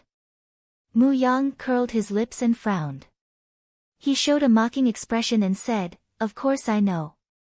He obviously has a wife, but he still shows deep affection for you. But when his wife and mother bully you, he can't help. He only knows how to curry favor with them afterwards. He can't even control his wife and protect the person he likes. If he's not a good-for-nothing, what is he?" Yaoji looked at him in surprise and said, "Are you really only 7 years old?" Mu Yang rolled his eyes and said, "I'm already 11 years old. Don't you know? He just didn't grow tall because he practiced martial arts too early. But the doctor had said that he would start to grow crazily when he was 14 or 15 years old. It wouldn't affect his height when he grew up." Yaoji was speechless. 11 years old was still a kid. Looking at the kid who was staring at her with a serious face, Yaoji smiled faintly and said, "Don't worry. I know what to do and what not to do. Prince Ding and Princess Consort gave me a new lease of life. I won't ruin their plans." Mu Lai nodded with satisfaction and said, "That's more like it. Don't worry, I'll make sure you go back to see your son safely." Yaoji couldn't help but smile and said, "Thank you very much." Mu Lai snorted and turned his face away uncomfortably. Yaoji looked back out the window with a faint smile on her lips. She and Mu Yang had cut off all ties as early as when she took her child and fled the Chu capital. In the future, they would just serve different masters. Mu Yang's actions were indeed fast. She didn't know how Marquis Mu Yang persuaded the Lu family and Prince Li's people. 3 days later, Mu Yang took 200,000 men and provisions and set off for Zijing Pass. Before he left, Mu Yang turned back and saw Yaoji holding Mu Lai's hand and watching him leave. Looking at the faint smile on Yaoji's lips, Mu Yang's heart suddenly skipped a beat for some reason. A faint uneasiness spread in his heart. When he looked again, he couldn't see Yaoji's face clearly. He only saw her standing in his direction and Mu Lai even raised his small hand and waved at him. Mu Yang shook his head and smiled faintly in his heart. He was thinking too much when he was about to go to war. A few days later, a group of men and horses escorted a carriage into the capital. The carriage stopped at the busiest inn in the capital. The neatly arranged guards of nearly 30 people couldn't help but raise their eyebrows. The curtain of the carriage was lifted and a white-clothed figure came out and landed lightly on the ground. The passers-by couldn't help but gasp in surprise. It was the end of the first month. It wasn't even the beginning of spring in the Chu capital. It was so cold that people couldn't help but shiver. This man was dressed in a white silk robe. He looked confident and elegant as if he couldn't feel the cold at all. But the most eye-catching thing was his long silver hair. There was only one person in the world with silver hair and such elegance. The people who were secretly guessing only felt their hearts pounding. It was just that Prince Ding was disfigured in his early years and didn't go out. Not many people in the capital knew what he looked like. Therefore, suspicion could only remain suspicion. After the man got out of the carriage, he turned around and stretched out his hand. The person who came out was a beautiful woman wearing an autumn-colored cloak with white fox edges. The woman was no more than 20 years old. Her bearing and demeanor couldn't be compared to the ladies of the big families in the capital. Just looking at her from afar gave people a feeling of elegance and magnanimity. Before the people had time to marvel at this pair of beauties, another small head popped out of the carriage. A 5- or 6-year-old boy wearing a black brocade robe came out of the carriage. His collar and sleeves were inlaid with white fox edges, which contrasted with the black brocade robe. The child's white and tender little face was even more adorable and moving. The little boy gave the woman an innocent and cute smile. Even the people watching from afar couldn't help but feel their hearts itch. They wished that this cute and obedient child was their own. Seeing Mo Xiaobao reaching out his little hand to ask for a hug, Mo Xiaoyao stopped Yi Li's hand from reaching out and lightly said, "Be careful not to catch a cold." He reached out and hugged Mo Xiaobao tightly in his arms.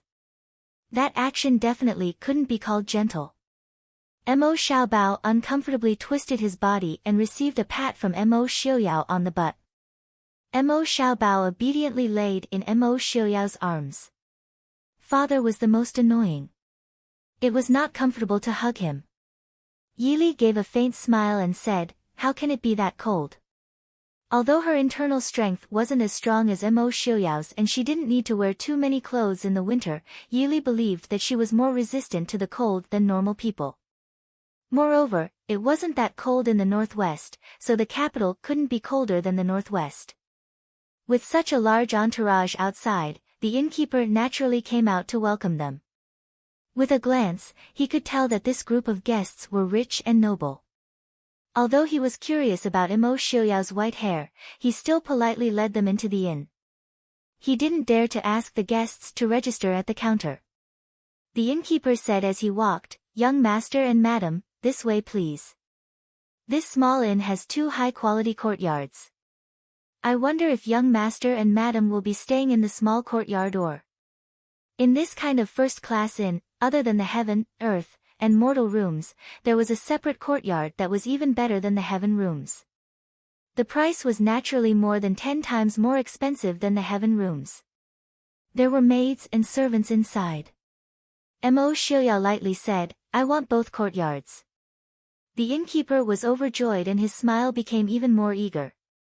He quickly said, "Yes, yes, yes. Young master and madam, this way please. I wonder what young master's surname is so this one can register for young master." Mo Xiaoyao stopped and looked at him lightly. Mo Xiaoyao. Young master Mo, that's a good surname. Mo. The innkeeper who was about to say a few more words with a wide smile suddenly realized that Mo Xiaoyao's name was quite unique. As a result, he slipped and fell to the ground. He raised his head to look at the tall white-haired man in front of him and cried out, "Your Highness Prince Ding." Mo Xiaoyao nodded and said, "That's I." Chapter 577. In the inn, the innkeeper forced himself to lead Mo Xiaoyao and the others into the guest courtyard. As soon as he stepped out of the door, he fell to the ground. His legs were weak and he couldn't get up. If it was in the past, being able to receive Prince Ding's family was naturally his inn's supreme honor. But now, when he thought of the relationship between Prince Ding and the imperial family, he couldn't help but tremble. He didn't know if it was a blessing or a curse. But looking at the 2 indifferent guards guarding the courtyard door, the innkeeper didn't have the guts to inform them. His heart trembled, but he still got up from the ground and went back to the front with a sad face. In the end, Mo Xiaoyao and the others appeared at the entrance of the inn and were seen by so many people passing by. In less than half a day, the news that Prince Ding had returned to the capital and was staying at the most luxurious inn in the capital had spread throughout the capital. Naturally, it also spread to the mansions of the nobles and the imperial palace. As for how many people were sad and happy, and how many people were so scared that they dropped the things in their hands, outsiders didn't know. Just as everyone was panicking and having their own thoughts, in the elegant courtyard behind the inn, Leng Haoyu was complaining to Mo Xiaoyao with a bitter face, "Prince, even if you want to return to the capital, you don't have to be so high profile. Even if you want to be high profile, you don't have to stay at the inn. It's inconvenient for us to go in and out." He was different from Feng San, who openly showed that he was from the Prince Ding mansion. Even if he didn't get along with his family, he was still the second young master of the Leng family. He was just a businessman who had some friendship with Prince Ding because of his relationship with Feng San. In addition, second Madame Leng and Princess Ding were close friends before they were married. Even so, there was no reason for them to visit Prince Ding as soon as he returned to the capital. So poor second young Master Leng, who was already over 30 years old, still had to bring his wife and daughter over the wall. Yi Li and Murong Ting sat on the side. Hearing Leng Haoyu's complaints, they couldn't help but look at each other and smile. Although they hadn't seen each other for several years, their feelings for each other hadn't changed at all. The two of them sat on the side and chatted softly while watching the two children playing at the side. Leng Haoyu and Murong Ting's son was 2 years younger than little treasure Mo and was named Leng Junhan. The 3-year-old child looked very similar to Leng Haoyu. At such a young age, one could tell that he was somewhat handsome. However, compared to Mo Xiaobao's mischievous personality, Leng Junhan was more like an obedient and soft little bun. The little bun Leng Junhan seemed to hit it off with Xiaobao Mo. She ran around behind Xiaobao without hesitation, calling him brother. She was so well behaved. However, this kind of affinity was clearly one-sided. Xiaobao's eyes grew on the top of his head. Looking at this little bun who was hugged by his mother the moment they met, he was extremely displeased. He glared at her with his big round eyes, but Leng Junhan took it as a sign of intimacy. "Brother, let's play together." Leng Junhan grew up alone and didn't have many friends to play with. Therefore, she was naturally very happy to see this very good-looking brother. Mo Xiaobao rolled his eyes. Who would want to play with a silly little fool? He was even more stupid than his second uncle Su Jirue. This prince won't play with a little kid who doesn't know anything. Mo Xiaobao. Yi Li gave him a warning look. Mo Xiaobao was most afraid of his mother being angry, so he could only hold out his hand for Leng Junhan to hold and said proudly, "Okay, this prince reluctantly agrees to play with you. Brother Xiaobao is the best. Play with Junhan." Leng Junhan held Mo Xiaobao's hand happily. The word, brother Xiaobao, immediately made Mo Xiaobao's face darken. He reached out a hand and pinched Leng Junhan's little cheek. "This prince is called Mo Yuchen. I reluctantly agree to you calling me brother Yuchen." Leng Junhan was at a loss. A 3-year-old child hadn't reached the point where he could understand whether the name was pleasant or not. It was obviously brother Xiaobao. Brother Xiaobao, Leng Haoyu on the side couldn't stand Mo Xiaobao bullying his son. He raised his eyebrows and said with a smile, "Oh, Prince Xiaobao, please take care of my Junhan." Mo Xiaobao's white and tender face suddenly turned red. He pointed at Leng Haoyu tremblingly for a while, then he stomped his feet and let go of Leng Junhan and ran away in tears. Leng Junhan, who was left behind, felt wronged. "Brother Xiaobao, don't call me Xiaobao." Mo Xiaobao's roar came from afar. Unfortunately, Leng Junhan, who was busy chasing after brother Xiaobao, didn't hear it. "Brother Xiaobao, wait for me." Seeing Leng Junhan chasing after Mo Xiaobao with her short legs, Murong Ting hurriedly called the nanny to follow and asked worriedly, "Is the little prince okay?" Yi Li understood her son's temperament and said with a smile, "Let him be. He'll be fine after a while." Leng Haoyu waved his folding fan and asked knowingly, "What's wrong with the little prince?" "I just called him Prince Xiaobao. He shouldn't have such a big reaction, right? He should be used to being called that in Glass City." Yi Li said with a smile, "It's nothing." He probably thinks that everyone in the world knows that his nickname is Mo Xiaobao. He found a place to hide and be sad. Hearing this, Murongting finally couldn't help but laugh out loud. She really couldn't understand why Prince Ding and Li Li, who looked like very proper and cultured people, would give their son such a funny name and even publicize it to everyone. If it was the child of an ordinary family, it would be fine. But Mo Xiaobao was the heir of the Prince Ding mansion. Yi Li was also very helpless.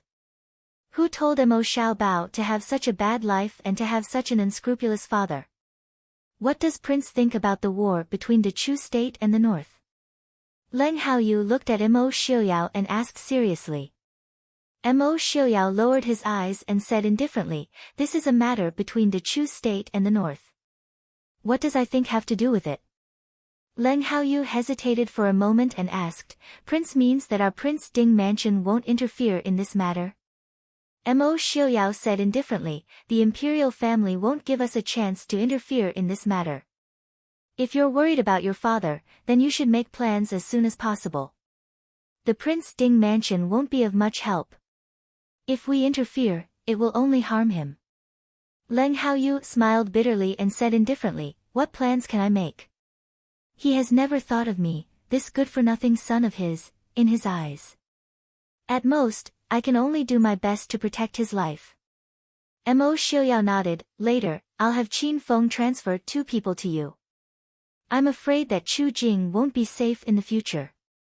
When the matter here is over, you should return to Glass City." Leng Haoyu's answer satisfied Mo Xiaoyao. As a superior, he naturally didn't like his subordinates to be so ruthless.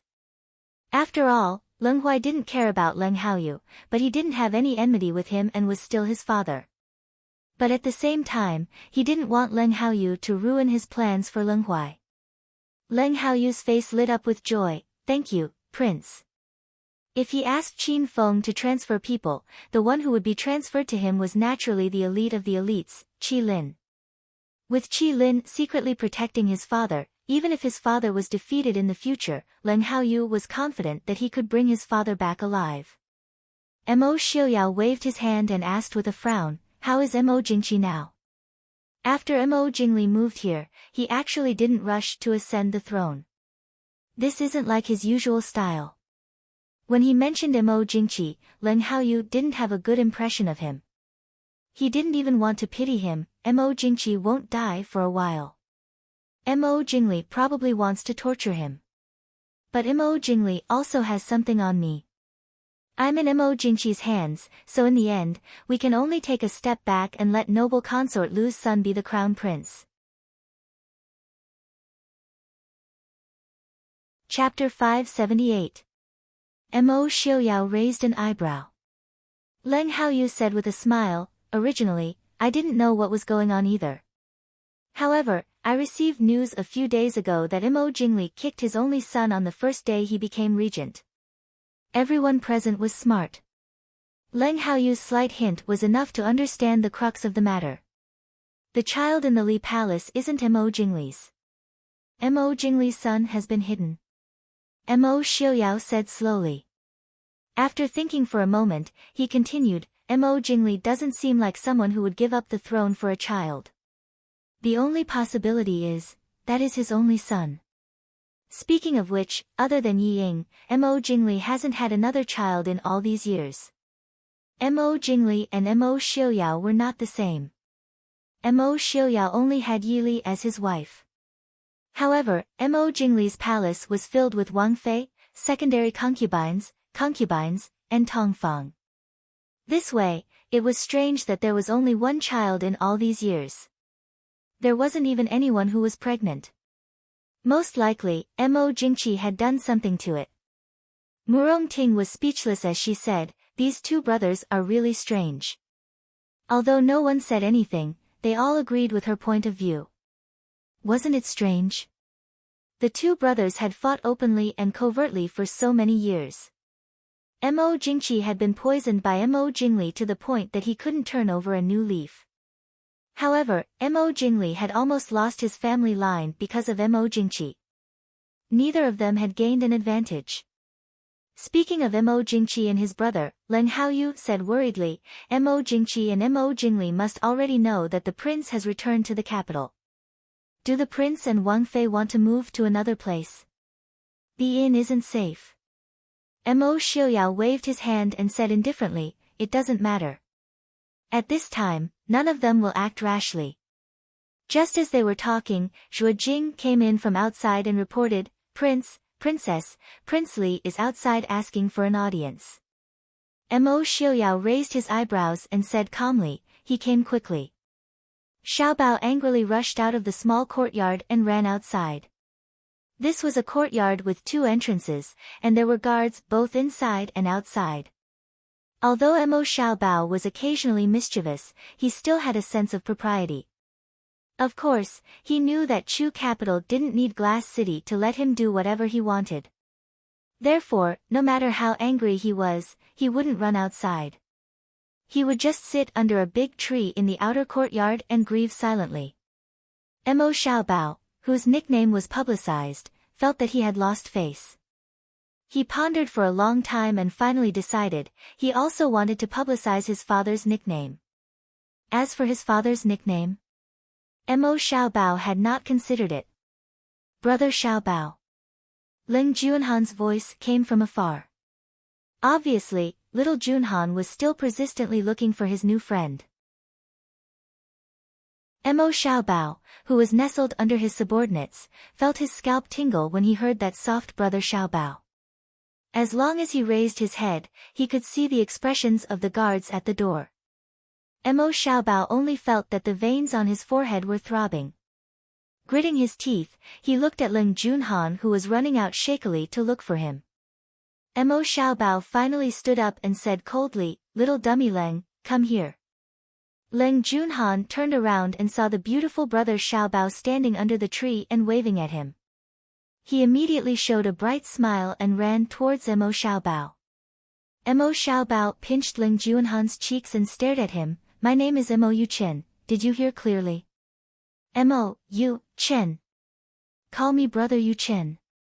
Although he couldn't understand Mo Xiaobao's thoughts, Ling Junhan still intuitively discovered that brother Xiaobao was unhappy. I'm not called little dummy Leng. Mo Xiaobao rolled his eyes, I'm not called Mo Xiaobao either. But Aunt Wang Fei clearly called you Xiaobao. Mo Xiaobao glared at Ling Junhan fiercely, brother Yu Chen. Do you hear me? If I don't call you, I won't take you to play. Brother Yu Chen. Ling Junhan whispered. Mo Xiaobao nodded with satisfaction and patted Ling Junhan's little head. He said like an old man, this is a good boy. You can be taught. Ling Junhan touched his little head and giggled. Brother Xiaobao was willing to take him to play. Are you Mo Xiaoyao's son? A somewhat cold voice came from not far away. Mo Xiaobao looked at the voice. A middle-aged man wearing a black embroidered golden python appearance stood a few steps away and stared at him. That somewhat cold and strange gaze made Mo Xiaobao a little uncomfortable, so Mo Xiaobao curled his lips and raised his chin proudly and asked, it's me. Who are you? Wasn't it just a prince? Walking around in court clothes for fear that people didn't know his identity. His father was the most powerful prince. Mo Jingli didn't know that Mo Xiaobao could think so much with just one meeting. His gaze was somewhat complicated as he looked at the handsome child in black embroidered clothes in front of him. This child's appearance was more exquisite than Mo Xiaoyao's when he was young. The arrogance between his eyebrows was also more than Mo Xiaoyao's when he was young. It was obvious that he was a favored son who was doted on by his parents. Thinking of this, and thinking of his son who was nowhere to be found, Mo Jingli's face became gloomier. Mo Xiaobao stared at Mo Jingli unhappily. How rude to not answer my question. Turning his head, Mo Xiaobao turned and left, little Dai Leng, let's go. Little. Brother Yu Chen, I'm not little Dai Leng. Ling Junhan followed behind and emphasized as she chased after him. Mo Xiaobao nodded magnanimously and said, I remember, little Dai Leng. Watching the two children leave hand in hand, Mo Jingli stood there with a gloomy expression. No one knew what he was thinking. Mo Jingli came out and said, "Prince Li, Prince's consort invites you." Mo Jingli snorted lightly and stepped inside. Mo Xiaoyao and Yi Li were playing chess in the courtyard. Leng Haoyu and Mu Rongting naturally avoided them. Seeing Mo Jingli come in, Mo Xiaoyao didn't plan to get up to greet the guest. He glanced at him and said lightly, "What's the matter?" A trace of anger flashed across Mo Jingli's face. In front of Mo Xiaoyao, he seemed to always be inferior to him. In the past, Mo Xiaoyao was the second young master of the Prince Ding mansion. He was a prince, but he wasn't as favored as him. He wasn't as proud as him. He wasn't as arrogant as him. When he grew up, he was conferred the title of Prince Li. He didn't have his military achievements and talents. Now, he was the regent of Dechu state. In front of Mo Xiaoyao, he was still inferior to him. How could Mo Jingli be calm? "How dare you? You actually dare to come back?" Mo Jingli said coldly. Mo Xiaoyao casually threw down a chess piece and leaned against the chair with a faint smile. "I'm back." "What do you dare to do?" Mo Jingli gritted his teeth. What did he dare to do? He didn't dare to do anything. Now that Beijing had invaded, the northern tribes in Xiling were eyeing them covetously. Even if Mo Xiaoyao came back alone, he didn't dare to do anything to him. Once something happened to Mo Xiaoyao, the Mahist army would definitely come out in full force to avenge him. At that time, the Xiling and northern tribes would invade together. Dechu state would be surrounded by enemies on all sides.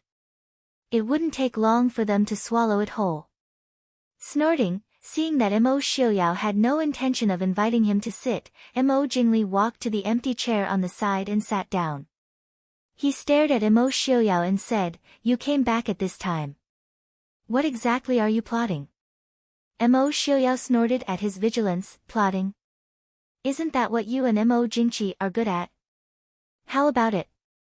Did you give Mo Jingqi enough medicine? If not, I still have some here."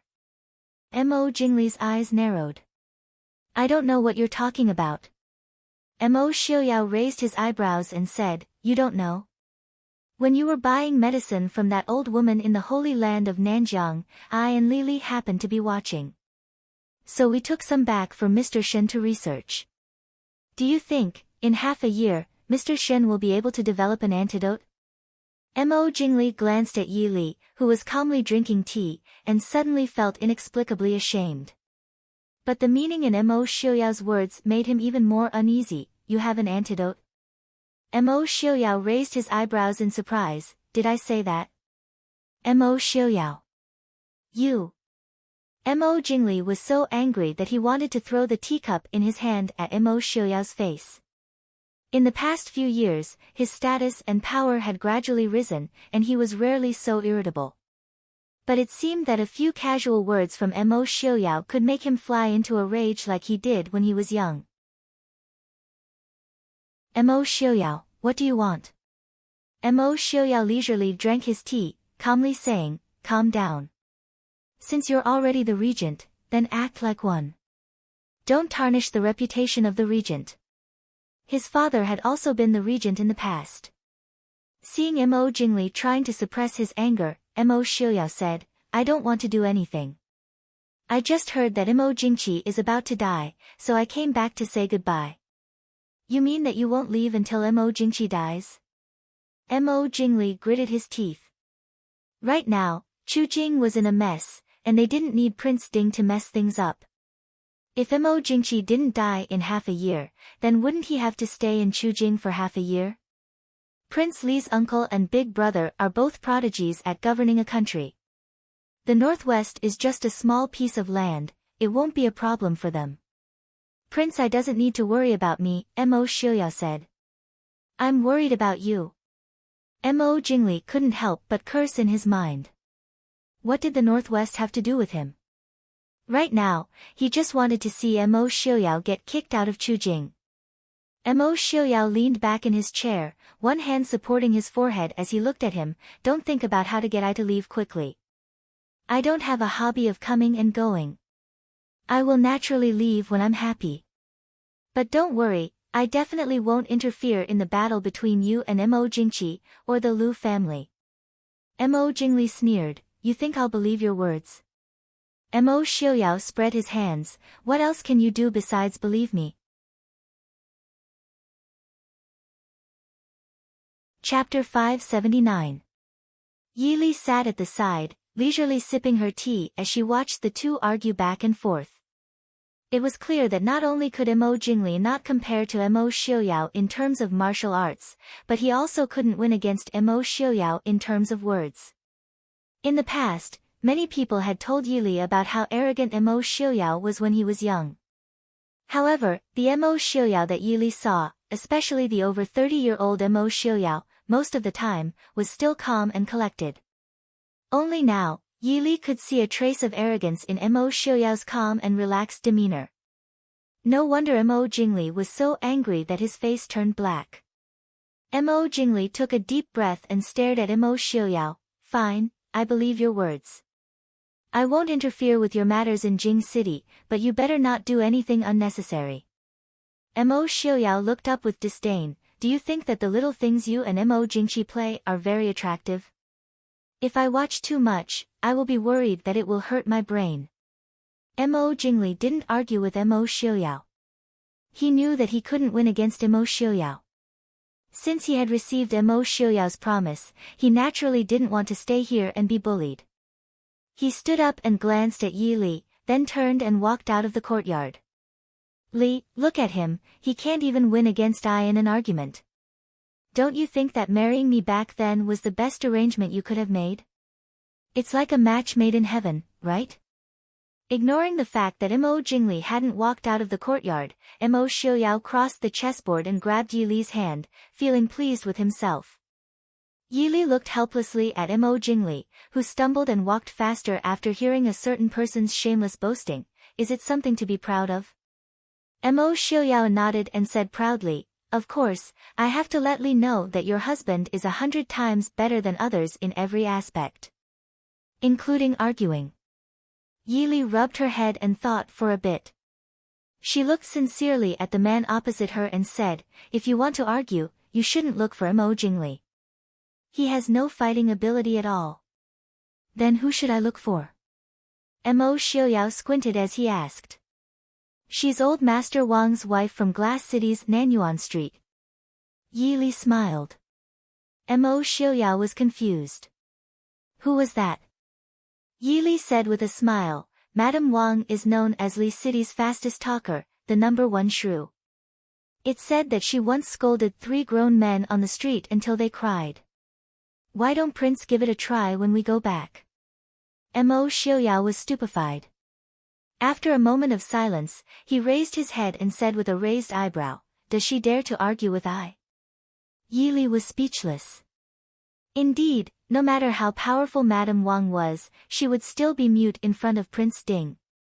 Seeing this, Prince Ding smiled proudly, look at Li Li. Those who are more powerful than I can't argue with I. Those who are more powerful than I can't argue with I. Your husband is still the most powerful one. Yi Li covered her face and admitted defeat to a certain person's shamelessness. Of course, Mo Jingli was not the only one who knew about Prince Ding's return to the capital. It was just that he was one step faster as the regent and lived outside the palace. Less than 2 hours after Mo Jingli left, Prime Minister Lu also came to ask for an audience. Unfortunately, he was told that the prince had left with the princess and the Shitzi. The Prince Ding mansion's ancestral tablets were all enshrined in the family temple outside the city, Wuyu Nunnery. Although Mo Jingqi ordered people to seal the Prince Ding mansion, he did not dare to easily let people touch Wuyu Nunnery and disturb the ancestral tablets of the Prince Ding. There were still people taking care of Wuyu Nunnery. Some citizens of the capital would even go to the outer hall of Wuyu Nunnery to burn incense. Therefore, even if the Prince Ding mansion did not have an owner, there was never a lack of incense in front of the ancestral tablets. Seeing that Prince Ding and his group came to pay their respects, the soldiers guarding here naturally did not dare to stop them and respectfully let them in. The two left the guards outside and brought Mo Xiaobao into the innermost inner hall. The ancestral hall in the inner hall enshrined the Prince Ding Mansion's ancestral tablets. The tablet at the top was naturally the first-generation Prince Ding, Mo Lanyun. And at the bottom was Mo Xiuyao's father and elder brother, Mo Lufang and Mo Xiuwen. Without needing the two to teach him, Mo Xiaobao respectfully went forward to burn incense and kowtow to the ancestors. After paying their respects to the ancestors, the family of three had just walked out of Wuyu Nunnery when they encountered a large group of people. Standing beside Mo Xiuyao, Yili raised her eyebrows and said, "There are still people coming to pay their respects to the ancestors of the Prince Ding Mansion at this time?" Ever since the Prince Ding Mansion and the Dechu state broke off relations, other than the commoners, most of the nobles who came to pay their respects came and went quietly. It was rare to see such a grand scene. Mo Xiuyao frowned and said indifferently, "They came from the palace. Block them and send them back." In the end, the order to stop them was naturally given to the imperial bodyguards. At this time, everyone was well aware of who could come out of the palace. If they were not sincere in paying their respects, the Prince Ding Mansion would not need these incense sticks. After receiving the order, a few guards went forward and blocked the path of the large group of people before they reached the bottom of the stairs. These people were indeed from the palace. Naturally, they were all proud and arrogant. Seeing the two people who suddenly blocked the path, someone immediately went forward and asked sternly, "Impudent. Do you know who is in the palanquin? How dare you block the way?" The guards of the Prince Ding Mansion were even more arrogant than them. They smiled coldly and said, "We don't know who is in there. Dismount from the palanquin in front of Wuyu Nunnery.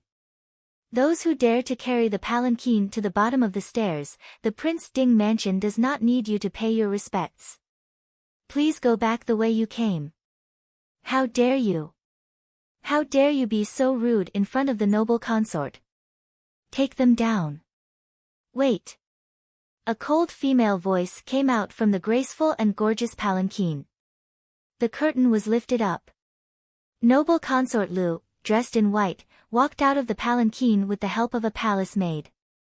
The eunuch who was flaunting his power outside quickly went forward and said with a flattering smile, "Please forgive me, noble consort. These two unruly people have eyes but don't recognize Mount Tai. They are blocking your way. I will ask someone to take them down." Noble consort Lu frowned and said coldly, "Leave." The eunuch's flattery was ignored by the sound of horse hooves. He had no choice but to leave. Noble consort Lu strolled to the front of the two guards and asked, "Is Prince Ding here?" The guards didn't answer. They only said, "Noble consort, please go back." Noble consort Lu frowned and said, "I just want to pay my respects to the former kings of the Prince Ding Mansion." The two guards were silent. Their refusal was obvious. They only needed to carry out the prince's order. They didn't need to know the reason why she came here. Noble consort Lu had been a noble since she was a child. She had been a noble consort for more than 10 years. She was used to being obeyed by others. Seeing the two guards being so stubborn, a trace of anger flashed across her face. But she still held it back and said, "Go and tell Prince Ding that I have something to discuss with him." The two guards looked at each other and said in a distant but polite tone, "The prince and the princess have returned to the capital." The prince left a message. "Since you don't really want to pay your respects, you don't need to disturb the peace of our ancestors." Noble consort Lu's face darkened. Her expressionless face covered the awkwardness of that moment. Originally, she didn't really want to pay her respects to the ancestors of the Prince Ding Mansion. She just heard that Prince Ding had left the city. She guessed that he would bring his child to pay his respects to the ancestors. So she hurried over. She didn't expect that Mo Xiuyao would send people to stop her here. Noble consort Lu felt embarrassed. Chapter 580. After a long while, noble consort Lu calms down. She frowns and says, "In that case, I will go back to the city to see Prince Ding." Thank you. Please go back. The guard salutes her. Sitting back in the sedan, noble consort Lu's face is gloomy. Her face is so cold that it seems to freeze. She knows Mo Xiaoyao is inside, but he doesn't want to come out to see her. Thinking of this, there is a trace of resentment in her eyes. Does he hate me so much that he won't even come out to see me? Noble consort Lu's well-maintained fingers tightly hold the silk in her hand. Her eyes flash with determination. Mo Xiaoyao. You will become mine one day. Yi Li's mood is ruined by noble consort Lu's sudden appearance. She is not in the mood to play anymore. Of course, she knew that noble consort Lu had an ulterior motive for coming here to worship at this time with great fanfare. Now Yi Li is sure that the person she hates the most in her life is noble consort Lu. Even Mo Jingqi, Mo Jingli, Lei Zhenting and Su Zuodi are not as annoying as this woman. Su Zuodi is narcissistic, selfish and shameless at most. This noble consort Lu doesn't know what face is at all. Su Zuodi thinks that Mo Xiaoyao still loves her, so she confidently pesters him. This noble consort Lu knows that Mo Xiaoyao has no feelings for her, but she still believes that only she is worthy of Mo Xiaoyao. She and Mo Xiaoyao are a perfect match. She has to be strong enough to deal with perverts. Li, I am wronged. Looking at his beloved wife's gloomy face, Prince Ding has to complain carefully. In the past, he only thought that Li doesn't get jealous, which makes him very unhappy. He thought that Li doesn't love him enough. However, when Li's expression really turned ugly, he couldn't help but want to carefully apologize and make her happy. He wished that Li would never be jealous in this lifetime. Too much jealousy is not good for health. Yi Li looks back at him. Mo Xiaoyao quickly says, that woman came here herself. I've already told her a long time ago that I only have one wife, and that's Lily. Who knows why she doesn't understand human language? Yi Li smiled faintly, isn't it because our Prince Ding's charm is outstanding? Mo Xiaoyao was pleasantly surprised. Li also thinks that this prince's charm is outstanding? Yi Li nodded and said seriously, of course. Su Zuodi, Princess Lingyun, noble consort Lu. Although there weren't many of them, they were still the top two beauties in Great Chu and Western Hill. Their quality was definitely excellent. Compared to the so-called handsome men, Prince Ding's charm is nothing, right? Mo Xiaoyao is suddenly depressed. Li is still angry. Li, husband understands. In the future, if anyone dares to look at husband, I will dig out their eyes. Yi Li raises her eyebrows, asking curiously, why not ruin your face? Isn't that the reason? Mo Xiaoyao sternly refuses, if husband's face is ruined again, wife won't be pleased to see me. Mo Xiaobao pokes his head out from his father's embrace, blinking his eyes, Father, don't worry about ruining it. This child will definitely grow up to be an earth-shattering handsome man. Mother, just look at me. Mo Xiaoyao angrily shoves his son back into his embrace, don't use words like that. When you go back, write, earth-shattering, 500 times for me. Mo Xiaobao wiggles his little butt in his father's embrace, groaning, Mother, Father 75. Back in the city, after Prince Li's visit to the inn, the imperial consort in the palace rushed out of the capital. Now, everyone in the capital knew that Prince Ding and his wife had brought the little heir back. The moment they entered the city gates, they attracted countless gazes. But because of the relationship between the Prince Ding mansion and the imperial family, the commoners didn't dare to go up and say anything. But from their expressions, one could see the excitement in their eyes. Although the important figures in the imperial court were focused on fighting for power, there were still many commoners who remembered that there was a war going on a few hundred li away. Mo Xiaobao stood up from Mo Xiaoyao's embrace, curiously looking at the surrounding streets. It wasn't rare for people to gather around like this in Li City, so Mo Xiaobao didn't feel any stage fright. In fact, the more you look at this young master, the happier you'll be.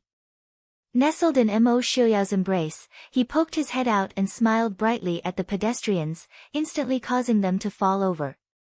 The little heir is so cute, ah. As expected of Prince Ding and Princess Ding's child, he's so adorable. He's so brave at such a young age, no wonder he's the descendant of the Prince Ding mansion. The Prince Ding mansion has a successor. These praises naturally entered Mo Xiaobao's ears, so Mo Xiaobao became even more spirited. Yili walked beside Mo Xiaoyao, looking at her excited son. She raised her brows and said to Mo Xiaoyao, "Others said that Prince was flamboyant when he was young, but I didn't believe it. Now, I finally believe it." She pointed at Mo Xiaobao in amusement. "He's so flamboyant at such a young age, what will happen in a few years?"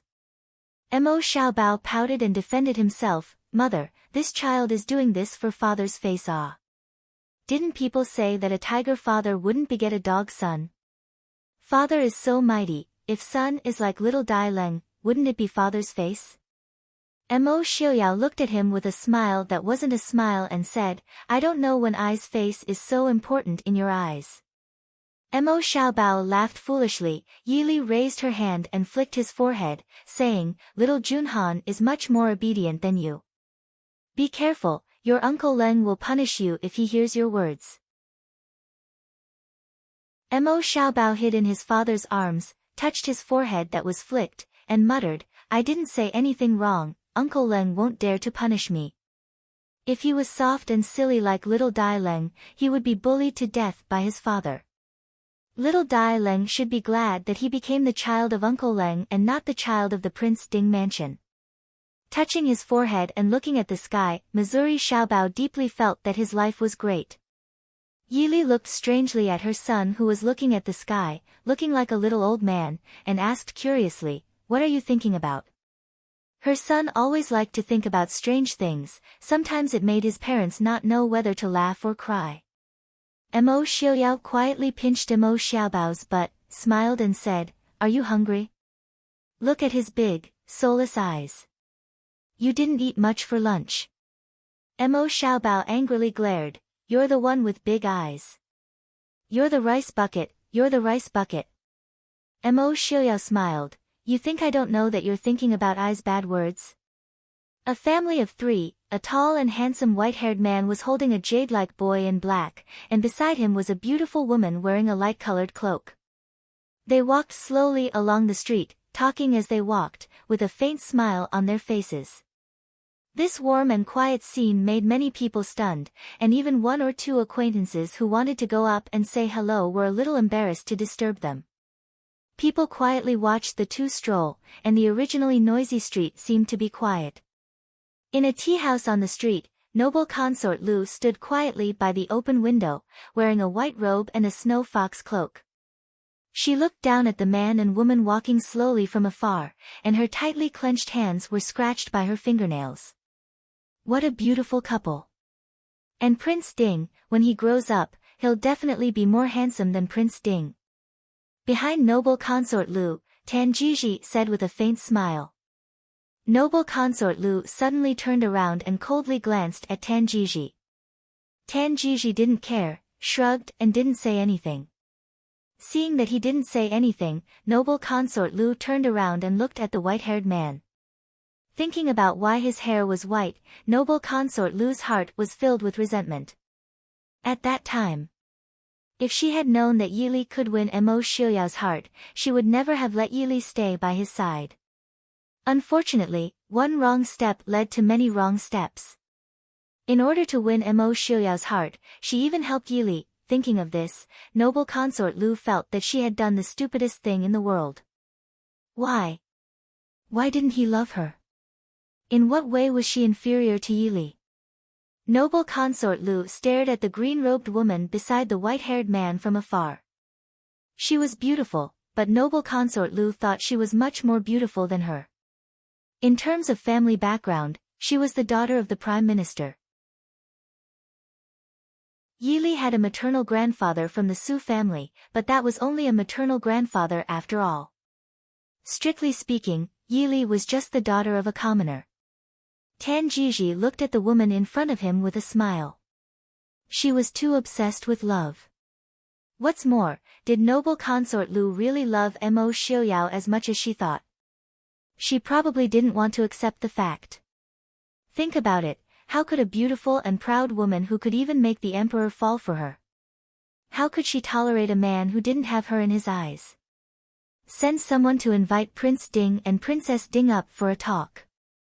Noble consort Lu said coldly. Tan Jiji frowned, is that okay? It's not good news for noble consort Lu to leave the palace. Go. Tan Jiji shrugged, if noble consort insists. Downstairs, Yi Li sensed a pair of resentful eyes staring at her from afar. She looked up and saw the figure of the woman in white standing by the window of the second floor not far away. Noble consort Lu deserved to be the most beautiful woman in the Chu capital after Su Zuodi. She was over 30 years old now, but she was still as beautiful as a snow pear flower. Standing there for a while, she had attracted the attention of many passers-by, but she didn't seem to care. She just looked at the passers-by in a daze. She was like a beautiful white jade sculpture. Greetings, Prince Ding. Greetings, Princess. Noble consort Lu wants to see you. A man who looked like a guard appeared on the street and said respectfully. Mo Xiaoyao had a dangerous look in his eyes. He lowered his eyes and said indifferently, Li Li must be thirsty. Let's go and have a cup of tea. Yi Li smiled faintly, okay.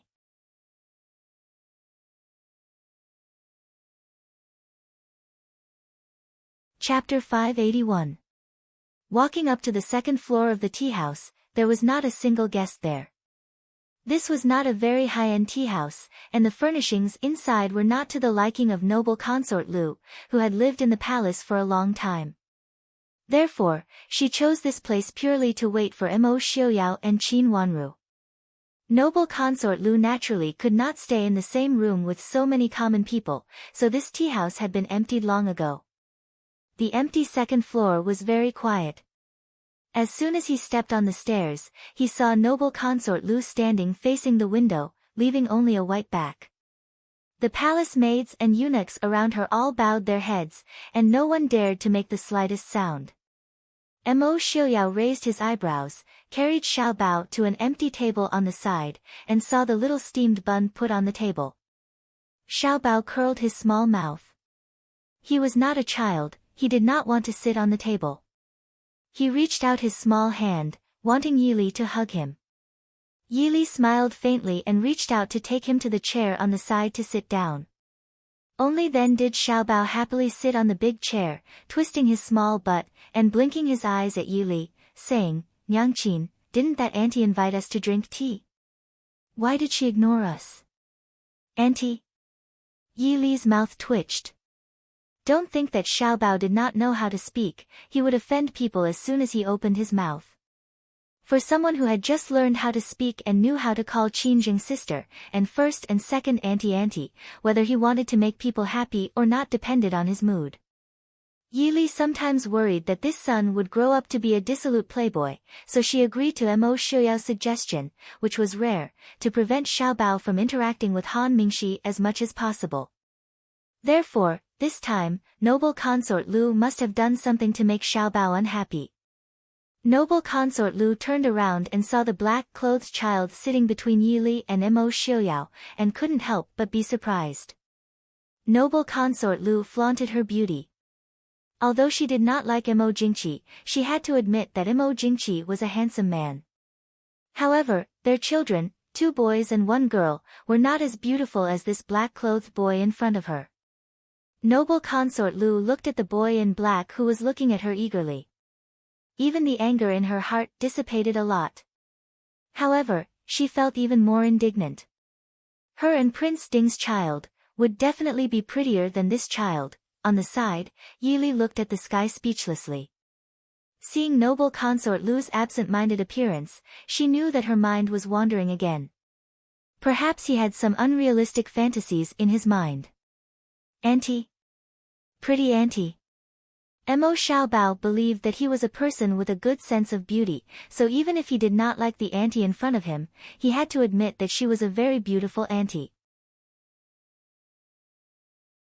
It was a pity that there was something wrong with this auntie's brain. Just a moment ago, she was still glaring at him angrily. He thought that she was going to get angry, but who knew that she was staring at him in a daze. Young master knows that he is handsome, but auntie is too old, so don't drool at young master. Young master Mo thought narcissistically. Auntie, do you want to treat us to tea or not? Mo Xiaobao asked impatiently. Noble consort Lu was called auntie again and again by a child. Even if she was slow, she knew that the child was doing it on purpose. Even if the child was immature, someone must have ordered him to do it. Noble consort Lu came forward and frowned. Little heir, I am not an auntie. Mo Xiaobao frowned and looked at her for a while. Then he said quietly, my father said that people who are 10 years older than my mother should be called auntie. Although his mother was in her 20s, many people said that his mother looked like a young girl who was not yet 20 years old. The auntie in front of him looked like she was in her 30s. She was as old as his father. It's okay if you don't take good care of yourself. I will introduce you to my mother's skincare products. Mo Xiaobao said with pity. Such a beautiful person became an auntie because she did not know how to take good care of herself. Therefore, Mo Xiaobao believed that noble consort Lu was an auntie. Cough, cough. Yi Li, who was drinking tea with her head lowered, accidentally choked.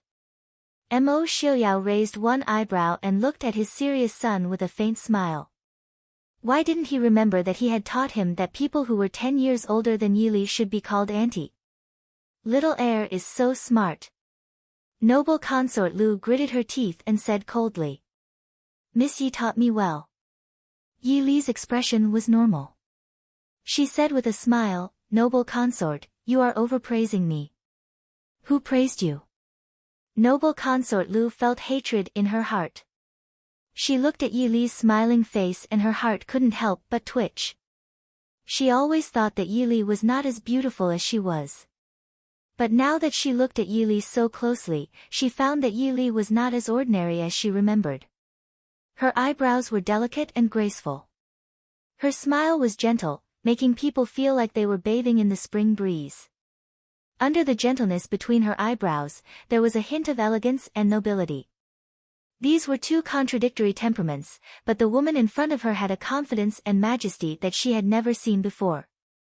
People couldn't help but remember that this woman was not only a daughter of a famous family, but also a heroine who could ride a horse and fight. This kind of temperament didn't need any external decoration or expression to hide. Even if she smiled so gently like an ordinary woman, people still didn't dare to offend her. Of course, this wasn't what noble consort Lu cared about the most. What made noble consort Lu gnash her teeth and hate was Yi Li's age. Yi Li was old compared to a 14 or 15-year-old girl who was of marriageable age. But compared to noble consort Lu, who was over 30 years old, Yi Li, who was 21 or 22 years old and looked like she was 18 years old, was so young that it made people hate her. No matter how much noble consort Lu didn't want to admit it, she had to admit that she was old compared to Yi Li. Thinking of this, noble consort Lu looked at Mo Xiaoyao, who was sitting on the side, with some panic. She saw that Mo Xiaoyao was holding a cup of tea in one hand, but he didn't drink it, nor did he look at her. Instead, he fixed his eyes on the woman in blue who was sitting on the other side. Looking at the shallow dimples on Yi Li's lips, the handsome face under the white hair also showed a happy smile. Sitting between such a handsome man and woman was a child who seemed to have all the advantages of the two. This picture was so beautiful that people were addicted, but noble consort Lu suddenly felt cold all over. Xiao. Prince Ding. After thinking for a moment, seeing that Mo Xiaoyao didn't want to speak, noble consort Lu had to speak. Mo Xiaoyao raised his eyebrows and looked at her silently with a questioning look. Noble consort Lu gritted her teeth and said, I have something to talk to Prince Ding alone. Can Miss Yi and the heir leave? Before Yi Li could speak, Mo Xiaobao spoke first, no. No matter how angry noble consort Lu was, she couldn't get angry in front of Mo Xiaoyao. She could only force a stiff smile and said, "Little heir, I have something to talk to your father about. Why don't you let your mother take you out to play?" Mo Xiaobao puckered his little mouth and looked at Mo Xiaoyao with eager eyes. His big black and white eyes were instantly filled with tears, and it looked like they were about to drip out. Mo Xiaoyao raised his eyebrows and looked at his son. "What do you want to do?" Mo Xiaobao looked at his father pitifully and choked with sobs. "Father, do you not want Xiaobao and mother anymore? Xiaobao loves mother and father the most. Father doesn't want Xiaobao anymore." Woo woo. Thus, thanks to noble consort Lu, Mo Xiaoyao heard his son say that he loved him for the first time in his life. This kid usually wanted to kick his father as far away as possible. Of course, he also thought the same.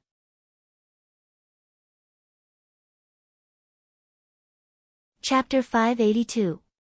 Father won't abandon your mother. Mo Xiaoyao promised. He'll only abandon you.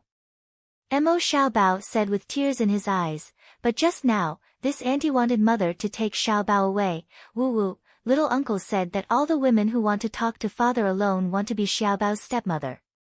Xiaobao doesn't want a stepmother. Mo Xiaoyao was speechless. He felt that separating Han Mingxi from Mo Xiaobao and Mo Xiaobao was definitely a wrong decision. He should have separated the 5 brothers of the Su family as well. Look at what Su Wu taught his son. He also learned a lot from Su Qingchen, always talking about eldest uncle this way and that. If it wasn't for the fact that Mo Xiaobao often pestered Li, he suspected that Mo Xiaobao would simply follow Su Qingchen to the Su family. Of course, he could throw Mo Xiaobao to the Su family now, but it was different for him as a father to throw Mo Xiaobao over and for his son to run over by himself. Your little uncle is right, so father won't talk to other women alone. I only want to talk to Li alone, so you shouldn't pester Li so often. That way, father will still love you. Xiaobao knew that father isn't a heartless person who would abandon his wife. Mo Xiaobao said with relief. This time, Mo Xiaoyao and Yili both had tears in their eyes. The husband and wife looked at each other. Who was the one who failed to educate their 5-year-old son to become like this? Mo Xiaobao didn't care that his actions had also shocked his parents. He flipped over the chair and climbed into Mo Xiaoyao's arms. His tear-stained face revealed a happy and sweet smile. He said to noble consort Lu, whose face had turned green from anger, "Auntie, men and women shouldn't touch each other. My father won't be intimate with you alone. A man's reputation is also very important. Auntie, don't harm my father." Yili helplessly raised her hand to rub her son's little head. She turned to noble consort Lu and said, "The child is not sensible. Please don't blame him." Mo Xiaobao smiled and rubbed his face against his mother's heart. Although he hated his father the most, his father was his mother's. If mother still wanted father, even though he hated it, he would still accept it magnanimously. Other women want to snatch him? Humph. Noble consort Lu's face was cold. She knew it was impossible to talk to Mo Xiaoyao alone today. He could only suppress the anger in his heart and said in a deep voice, "Since that's the case, there's no harm in Miss Yi listening to it." Yili smiled and nodded, indicating that she was all ears. Noble consort Lu waited until Mo Xiaoyao stopped sleeping in Mo Xiaobao's arms before she spoke. Although it was only a short confrontation, she was really a little scared of this little mischievous boy. He had an innocent and naive little face, but every word he said made her look bad. She couldn't even think that he didn't mean it on purpose. Prince Ding, what do you think about the current situation in the capital? Noble consort Lu stared at Mo Xiaoyao and asked in a low voice.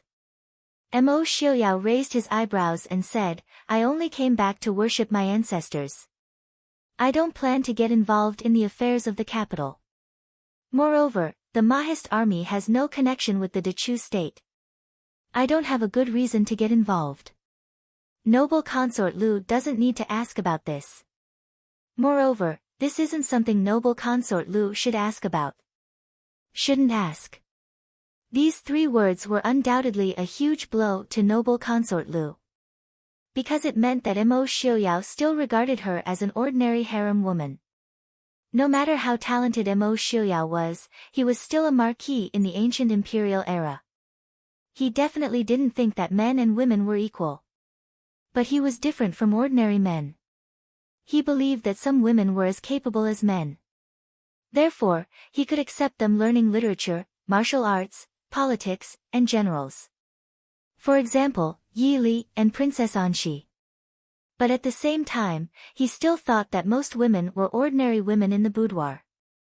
All they needed to do was to stay in the boudoir. The former represented equal status and respect to him, while the latter represented a man's vassal. Therefore, in Mo Xiaoyao's eyes, it was natural for Yi Li to get involved in anything, and noble consort Lu shouldn't get involved in the affairs of the imperial court. Not because she was a harem concubine, but because she wasn't qualified. Noble consort Lu obviously understood Mo Xiaoyao's thoughts. Because of this, she was even angrier. After a while, noble consort Lu gritted her teeth and said, "Prince, you should know that my son has been made the crown prince. Once the emperor passes away, he will become the emperor of the Dechu state, and I will be the empress dowager of the Dechu state." Mo Xiaoyao nodded. Of course he knew. But so what? There are plenty of empress dowagers. In the Dechu state alone, there were 7 or 8 empress dowagers. So what? So what? The Dechu state had never had an empress dowager who could control the young emperor and stir up trouble in the previous dynasty. It wasn't that they didn't want to. Most women who worked hard all their lives to sit on the empress dowager's throne wanted to govern from behind the curtain. But, the Dechu state had the Prince Ding mansion. As long as the Prince Ding mansion was there was no woman in the imperial court who could give orders. Therefore, since the founding of the Dechu state, the Empress Dowager with the most power was the current Empress Dowager, Mo Jingqi's birth mother. Even so, she wasn't able to reach the level of power in the imperial harem of previous dynasties. One reason was because Mo Jingqi wasn't young when he ascended the throne, and Mo Jingqi couldn't tolerate the loss of power. 2 was because the officials of the Dechu state weren't used to having power in the imperial harem. Noble consort Lu lowered her eyes. She couldn't argue with Mo Xiaoyao. Not only because she loved him, but also because she didn't have any bargaining chips to compete with him. She could only change her tone and say, Prince Ding should know the current situation in the imperial court. Not only did Mo Jingli poison the emperor, but he also forced the emperor to make him the prince regent. Once the emperor passes away, as the prince regent, Mo Jingli will definitely rule the world. At that time, the Dechu state will become Mo Jingli's world. In this way, it won't be good for Prince Ding, right? Mo Xiaoyao raised his eyebrows and looked at noble consort Lu without saying anything. Noble consort Lu continued, Prince Ding should know that Prince Li and you have been at odds since you were young. Because of Miss Yi, you have a grudge against him for stealing your wife. Once Prince Li has power in his hands, he will use the power of the entire country to make things difficult for the Northwest. Prince Ding will have a headache. Mo Xiaoyao casually picked up the teacup and took a sip. The bitter taste of the not-so-good tea leaves made him frown. He said calmly, Noble consort Lu, I'm afraid you haven't discussed this with Prime Minister Lu before. The smile on noble consort Lu's face froze. She asked with some confusion, what does Prince Ding mean? Mo Xiaoyao said, I said that if noble consort Lu has nothing to do, you should stay in the imperial palace and not interfere with things you don't understand. If you had discussed it with Prime Minister Lu beforehand, he would have told you that no matter if it was your son or Mo Jingli who ascended the throne, they wouldn't be able to do anything. They don't have the ability to make things difficult for I. Noble consort Lu's expression changed slightly. She clenched her fingers tightly and said, Prince Ding is too confident. She didn't believe it. The Northwest was only a small place. In noble consort Lu's eyes, the people of the Dechu state could drown that small place with just a mouthful of saliva. But she forgot how many people of the Dechu state were willing to spit on the Prince Ding mansion for her. However, what you said is not wrong. For I, the little crown prince ascending the throne is more beneficial than Mo Jingli ascending the throne. Mo Xiaoyao looked down at the tea in his hand and said lightly. Hearing this, noble consort Lu was delighted. She said with a smile, so, Prince Ding agrees to help I. Mo Xiaoyao looked up and glanced at Yi Li who was drinking tea silently. He asked, Li, did I agree? Yi Li looked up and said lightly, I didn't hear it. What does Prince Ding mean? Noble consort Lu felt like she was being played. Even if the person playing with her was Mo Xiaoyao, she still couldn't stand it. But in fact, Mo Xiaoyao didn't mean to play with her. He looked at her calmly and said, I already promised Mo Jingli that I wouldn't interfere with the affairs of the imperial court. Why? Noble consort Lu asked. At the same time, she was deeply disappointed. She hoped to cooperate with Mo Xiaoyao. At least, she had to let Mo Xiaoyao see how different she was. Mo Xiaoyao would definitely realize that she was a better choice than Yi Li. Why? Do you really not care about what you can get by cooperating with me? As long as you help me, the Prince Ding mansion will still be the Prince Ding mansion of the Dechu state. You can become the next Prince Regent. You can even. She would even help him if he wanted to become the emperor. Compared to the Empress Dowager, she wanted to be his empress more. Yi Li's eyes twitched. She said lightly, I don't know what I can get by cooperating with noble consort Lu, but, at least I can anger Mo Jingqi to death. Prince, right? His favorite concubine, the birth mother of the crown prince, was cooperating with his most hated enemy, the enemy he feared the most. Even if Mo Jingqi didn't die of illness or poison, he would be angered to death, right? Miss Yi. I was talking to Prince Ding. Noble consort Lu said coldly. She stared at Yi Li angrily. Yi Li's expression was calm and unhurried as she replied, Ah, this consort is also talking to His Highness. I was just giving my opinion on noble consort Lu's proposal for Prince to consider. Prince, right? Mo Xiaoyao smiled dotingly. He said softly, Miss Li is very thoughtful. I's business is Li's business. There's nothing that can't be said. Besides, I can still anger Mo Jingqi to death even if I don't cooperate with the Lu family. Miss Li, you have to believe in your husband's ability. Is Prince refusing? Noble consort Lu said to Mo Xiaoyao. She stared fiercely at Yi Li. Mo Xiaoyao said carelessly, I'm not refusing. I have never considered such a boring and time-wasting proposal.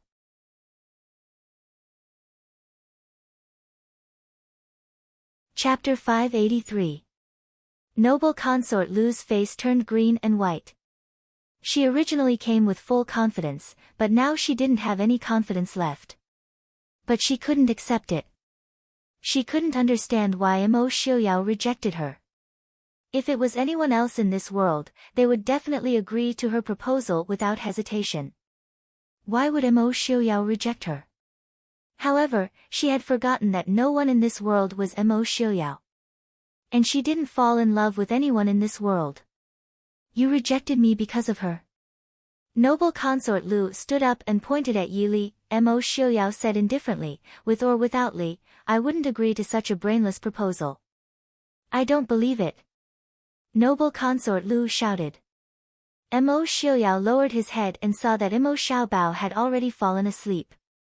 He moved closer to his chest so that noble consort Lu's voice wouldn't wake him up. He turned to Yi Li and smiled, Li, can you help your husband tell her why this proposal is brainless? Yi Li pursed her lips and smiled faintly. She looked at noble consort Lu and said lightly, Noble consort Lu, do you know who Mo Jingqi is to our Ding Palace? Or, what is the relationship between the Dechu state's royal family and the Prince Ding mansion? Noble consort Lu was stunned, but she quickly understood Yi Li's meaning. At the same time, her face turned pale. 200 years ago, the founder of the Dechu state and Prince Ding were brothers from the same father and mother. In these 200 years, the Dechu state's royal family and the Prince Ding mansion had the same bloodline. They were wise and virtuous ministers. But now, Mo Jingqi and Mo Xiuyao had a blood feud. The Dechu state's royal family owed the lives of tens of thousands of soldiers from the Mahist army. No one knew how much blood ties there were between the imperial family and the Prince Ding mansion, but it was certain that the hatred between the Prince Ding mansion and the imperial family of the Dechu state was as deep as the ocean. In fact, with Mo Xiuyao's temper, it was already strange that he didn't lead his army straight to Beijing when he first received the news. And her son had the bloodline of Dechu state's imperial family. She was Mo Jingqi's concubine. Looking at her pale face, Yili smiled and said, "Noble consort Lu, do you understand now?"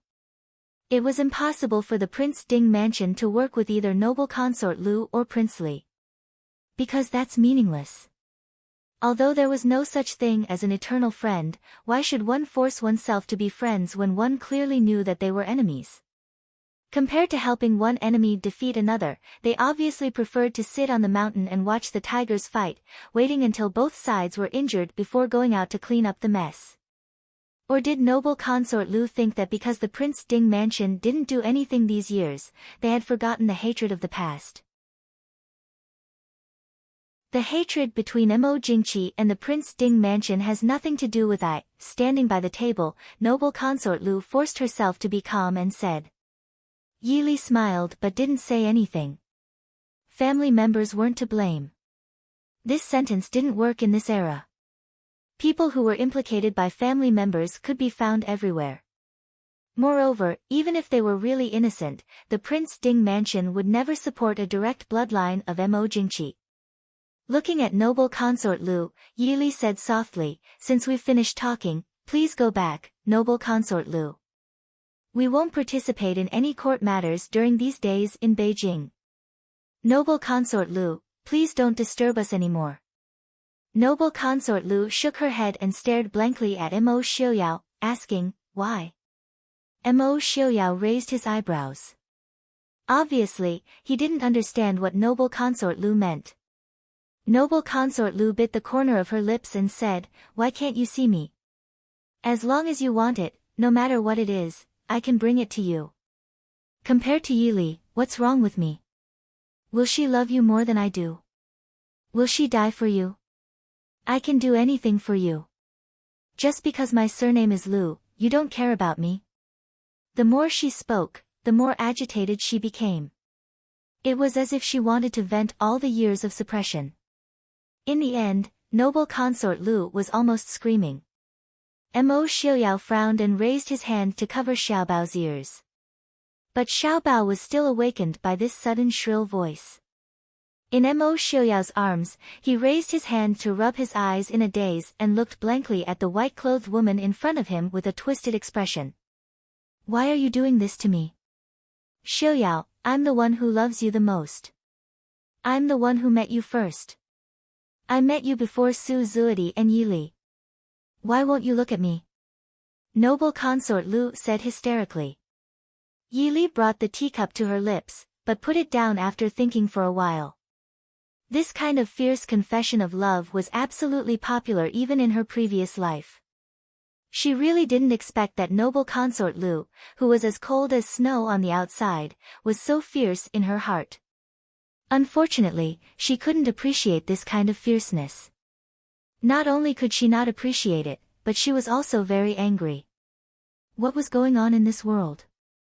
It was fine that all men liked scum. It was not easy for her to find a good man who was not a scum, but the heavens couldn't tolerate it. She put the teacup back on the table with a bang. The clear and heavy sound made everyone present stunned.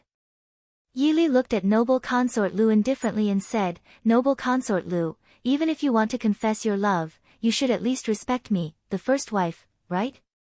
Saying these words in front of me, do you really think that I, Yili, am made of wood?" Since she had already said it, noble consort Lu naturally threw caution to the wind. Why would she care whether Yili was angry or not? Besides, she had never been afraid of Yili being angry. She looked at Yili and sneered, I am talking to Xiuyao, what does it have to do with you? Do you really think that because you're Princess Ding, I will give in to you? Yili lowered her eyes and calmly looked at her fingers, but her eyes began to contain a storm. She had always thought that quarreling with a woman for a man was a very degrading thing, but some women could be described with one word, cheap. This consort doesn't need you to give in.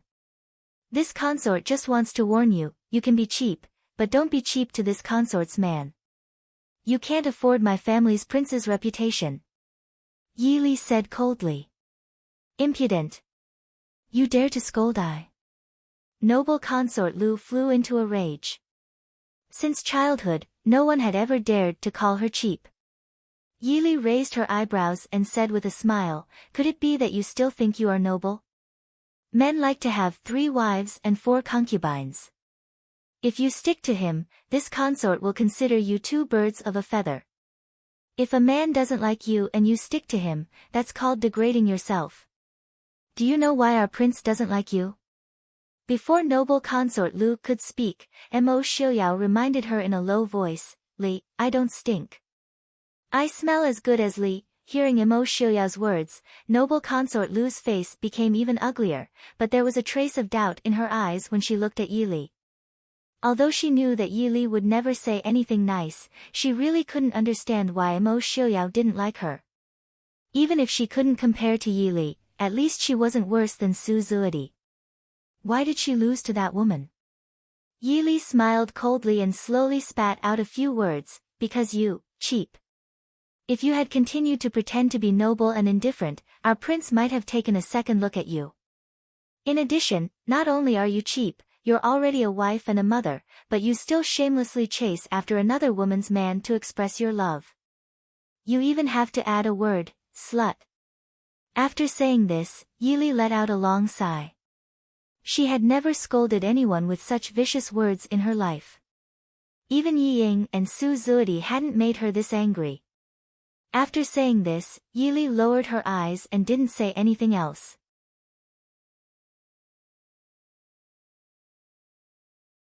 Chapter 584. A cup of tea was placed in front of her. Mo Xiuyao looked at her with a faint smile in his eyes. Li, are you tired? Drink some tea. Yili stared blankly, then couldn't help but smile. Actually, she didn't like to lose her composure in front of Mo Xiuyao, but since it was already like this, then so be it. After taking a sip of the tea, Yili put down the cup and reached out her hands to Mo Xiaobao. Mo Xiaobao happily threw himself into his mother's arms, smiling with curved eyes, and said in a low voice, Mother is mighty. Yili gently patted his little head and said, You're not allowed to learn. Children like to imitate adults the most. If Mo Xiaobao also talked dirty one day, she would regret it for the rest of her life. You. Noble consort Lu was already trembling with anger. She pointed at Mo Xiuyao and said in a trembling voice, You're just going to let her insult me like this? Mo Xiuyao looked up and said doubtfully, Why would I's beloved consort insult you? She was just giving you pointers. Didn't you say you were willing to do anything for I? I only want you to do one thing for me. Noble consort Lu looked at Mo Xiuyao in a panic. She felt uneasy and couldn't help but shake her head. Mo Xiuyao said indifferently, Don't appear in front of I ever again. Yili looked at noble consort Lu's disbelieving face and said with a smile, Noble consort Lu, you said you were willing to do anything for Mo Xiuyao. Then, do you dare to go out on the street and tell everyone that the person you love is Prince Ding? Noble consort Lu hadn't recovered from Mo Xiuyao's ruthless words and was stunned by Yili's words. She reflexively looked at Mo Xiuyao. If Mo Xiuyao was willing to accept her, then of course she would dare to say it.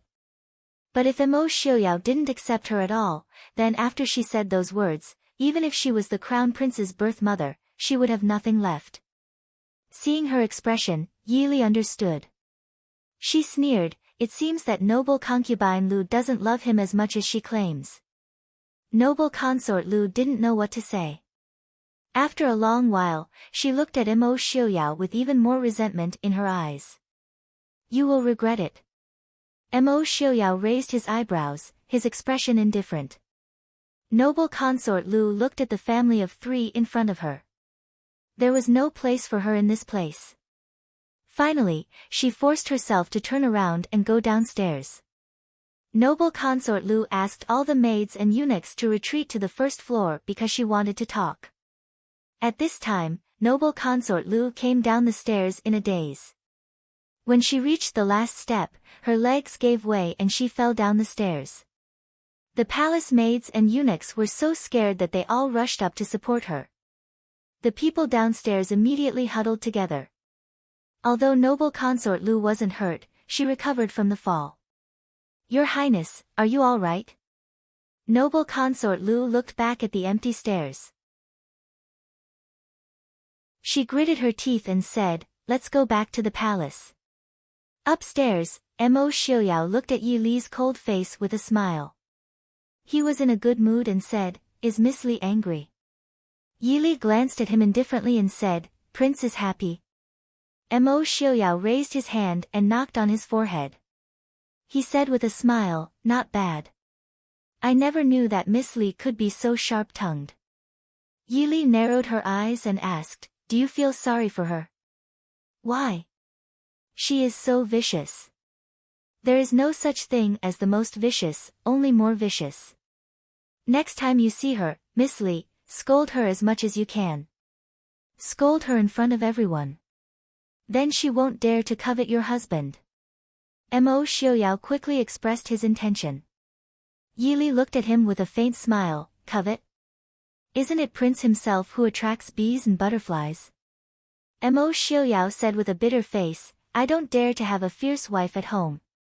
"Fierce wife, my mistake. I have a virtuous wife at home. I don't want to." Mo Xiaoyao said righteously.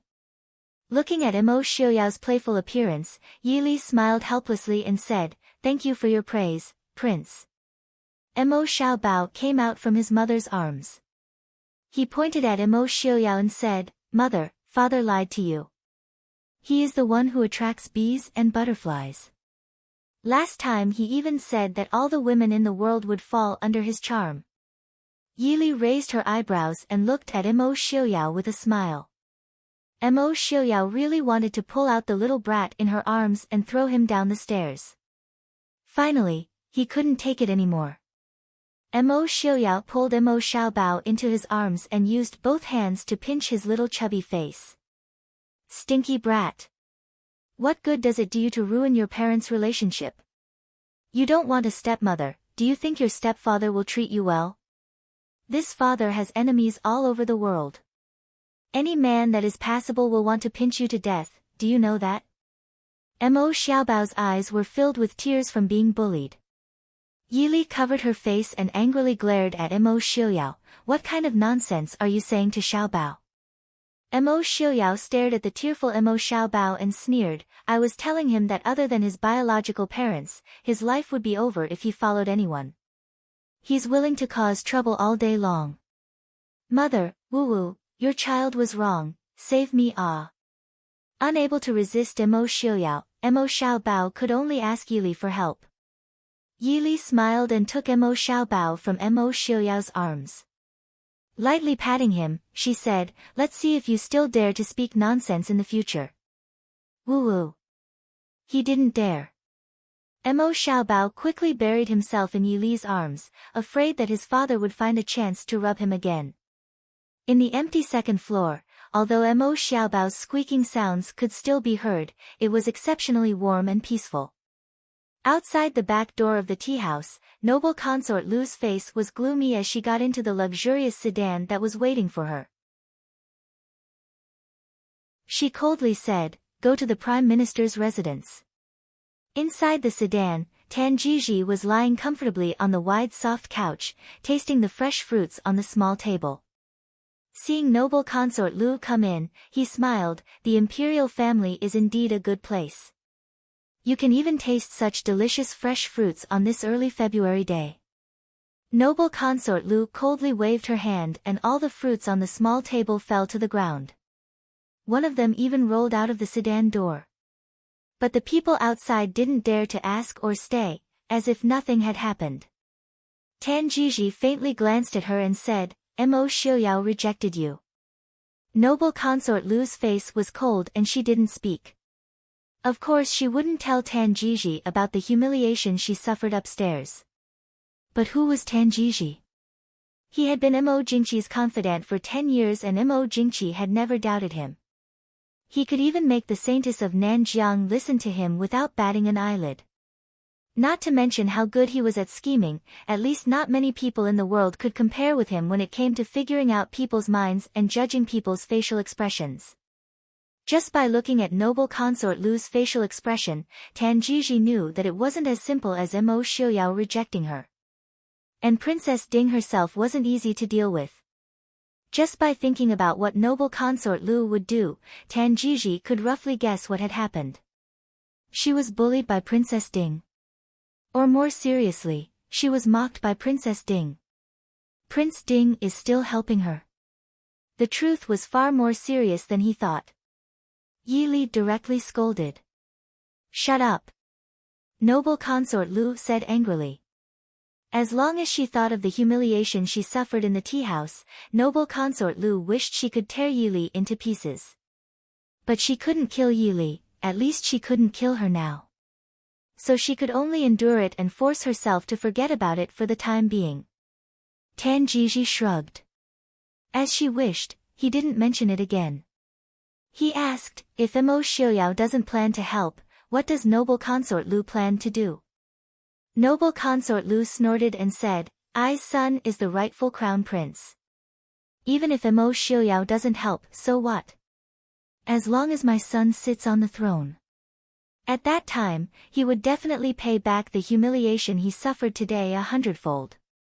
Tan Jiji raised his eyebrows and said, so what? Isn't the current emperor of Shilin the rightful emperor? So what? How can Ai's son be the same as the emperor of Shilin? I have the Lu clan behind me. Noble consort Lu said. Tan Jiji curled his lips. That was even more unlucky. Even if Prince Li was overthrown, there was still the Lu clan to restrain the new emperor. Noble consort Lu, don't forget that the south is Prince Li's territory. And Prince Li is the regent who has the real military power. Honestly speaking.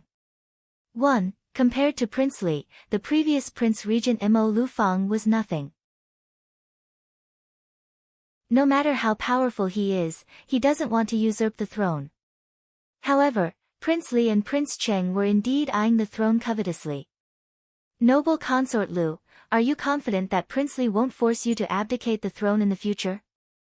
Noble consort Lu frowned and said, no, the emperor must have something on him.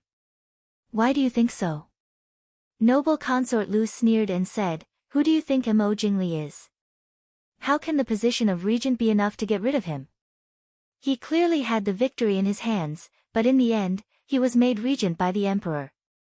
Instead, Ai's son became the crown prince.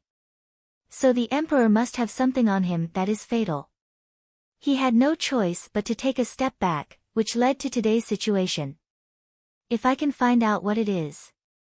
Noble consort Lu, you haven't seen the emperor for many days, right? Tan Jiji asked. Noble consort Lu frowned and said, he didn't ask I to see him. What's there to see him lying on the bed? Tan Jiji shook his head in his mind. Mo Jingqi must have been extremely unlucky and blind to have married this woman. Mo Xiaoyao didn't like her, which was definitely a wise decision. Noble consort Lu, you'd better go back and see the emperor. I'm afraid, the emperor doesn't trust noble consort Lu and the Lu family anymore. At that time, don't let the snipe and the clam fight and let the fisherman profit. Mo Jingqi had always been a suspicious person. Lying on the bed, he became even more suspicious. Noble consort Lu's attitude might have been cold and arrogant in the past, but now in Mo Jingqi's eyes, it might be that she hoped he would die early.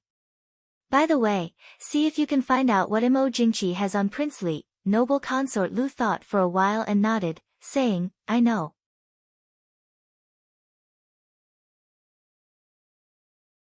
Chapter 585. What noble consort Lu had suffered in the tea house was naturally unknown to the common people outside. But it didn't prevent some special people from knowing. For example, Mo Jingli. As soon as noble consort Lu left the tea house, her embarrassed look when she went downstairs had already spread to the original Prince Li's mansion and now the Prince Regent's mansion. Speaking of which, although Mo Jingli wasn't very likable, he was obviously much better at dealing with people than Mo Jingqi. For so many years, the prince of the imperial family had been severely suppressed by Mo Jingqi, so they were indifferent to the emperor. Even though everyone knew that Mo Jingqi's illness must have something to do with Mo Jingli, no one said a word for him. On the contrary, after Mo Jingli became the prince regent, he treated these cousins more courteously. Now the relationship between the imperial family and Mo Jingli was much better. When the news reached the Prince Li's mansion, Prince Yu happened to be drinking tea at the Prince Regent's mansion. Mo Jingli didn't hide it. After reading it, he handed the letter to Mo Jingyu. Mo Jingyu was naturally happy for Mo Jingli's trust. After reading it, he frowned and slapped the letter on the table, saying, "What does this noble consort Lu and the Lu family want to do?" A concubine in the palace actually ran out of the capital to pay respects to the ancestors of the Prince Ding mansion. Who does she think she is? She even dares to stop Prince Ding and Princess Ding on the street and invite them to drink tea. Does the imperial family still want their face? Mo Jingli said coldly, "It's not like you and I don't know noble consort Lu." Other than her feelings for Mo Xiuyao, what else could she have? Mo Xiuyao clearly remembered. Back then, noble consort Lu's infatuation with Mo Xiuyao had made all the princes and young masters in the capital endlessly envious. Unfortunately, Mo Xiuyao, as the person involved, acted as if nothing had happened. Naturally, no one dared to mention it in front of him. An unmarried daughter's admiration for a man, although it was somewhat detrimental to her reputation, but if it was indeed a perfect match, it could be considered a good story. However, if a married woman in her 30s was still pestering a man, then she was shameless and had an affair.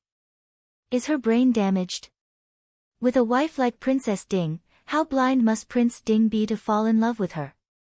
Although they weren't familiar with each other, Mo Jingyu still had a good impression of Yi Li, this Princess Ding. After all, it was rare to find a woman like Princess Ding in every dynasty, let alone the whole world. Just based on the fact that Prince Ding's legs were crippled and he was caught in the whirlpool of power in the capital, Princess Ding still did not abandon him. This was enough to make him endlessly admire her. After saying this, Mo Jingyu realized that it wasn't much. He looked apologetically at Mo Jingli. This person was also the one who had been blind back then. Otherwise, a woman like Princess Ding wouldn't have fallen into Prince Ding's hands, but rather the current princess consort Li. Mo Jingli shook his head, indicating that he didn't care. His cold eyes lowered slightly, hiding the ripples in them. After so many years, Mo Jingli was no longer the young boy who wanted to break off the engagement without thinking things through. After so long, he had thought things through. Back then, he was anxious to break off the engagement. Half of it was because of himself, but the other half was because of his imperial brother's silent instigation. Mo Jingqi thought that he was also the first son of the previous emperor, so the Su family might help him, but not Mo Xiuyao. He didn't think that he would force the Su family to help Mo Xiuyao. If it wasn't for him, he thought of the green-clothed woman he saw in the back courtyard of the inn. Mo Jingli's heart twitched. His resentment towards Mo Jingqi increased. That demure, graceful, and natural woman was originally his wife. Noble consort Lu wants to rope in Prince Ding to cooperate with her. If Prince Ding really agrees, it will be very disadvantageous for Prince Li. No matter what, there was no one in the Dechu state who didn't fear Mo Xiuyao. Even if he no longer had anything to do with the Dechu state, this was the irreplaceable prestige of the Prince Ding mansion's 100 years of achievements. No. Mo Jingli refuted, Mo Xiuyao won't cooperate with her. Mo Jingyu thought for a moment, then smiled and said, that's true. If Prince Ding agrees, noble consort Lu wouldn't have left in such a dispirited state. Mo Jingli smiled and said, Mo Xiaoyao is proud by nature. He definitely won't cooperate with his enemy. Even if noble consort Lu didn't have anything to do with what happened that year. His son is Mo Jingqi's son. Princess Ding looks gentle and refined, but her pride doesn't lose to Mo Xiaoyao's. If noble consort Lu wants to cooperate, I can guess what she will ask for. Yili definitely won't agree. Seeing Mo Jingli speak so confidently, Mo Jingyu couldn't help but sigh in her heart.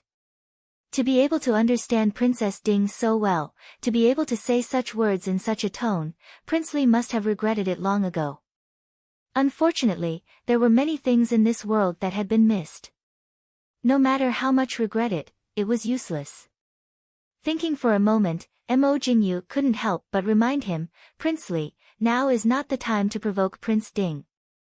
With the matter of Mo Jingli rejecting the previous emperor's betrothal for Yi Ying, Mo Jingyu couldn't help but worry that Mo Jingli would do something irreparable for Princess Ding that would anger Mo Xiaoyao. Mo Jingli was startled, then smiled calmly, I only know what to do. Prince Yu doesn't need to worry. Now is indeed not the time to provoke Mo Xiaoyao. In the days they are in the capital, just treat them with courtesy. No one from the regent's residence should find trouble with him. Mo Xiaoyao nodded in agreement. His residence always had its tail between its legs. Naturally, it was even more impossible for him to provoke Mo Xiaoyao.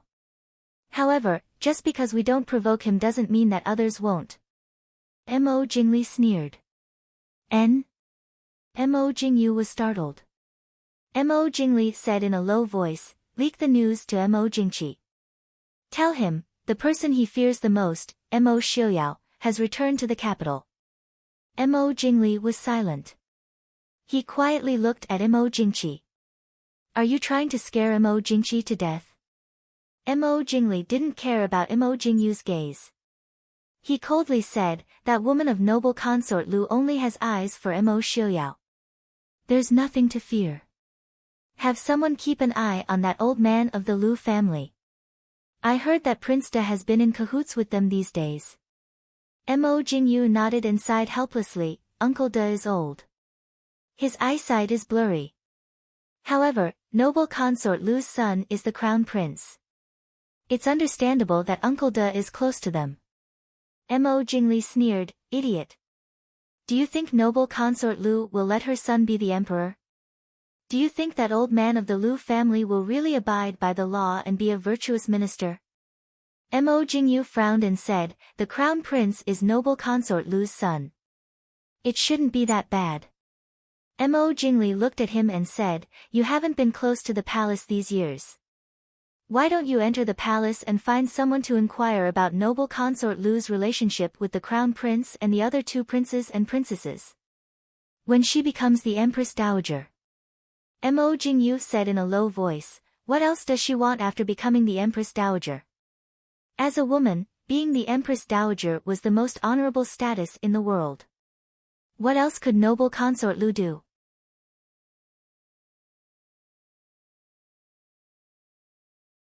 Chapter 586.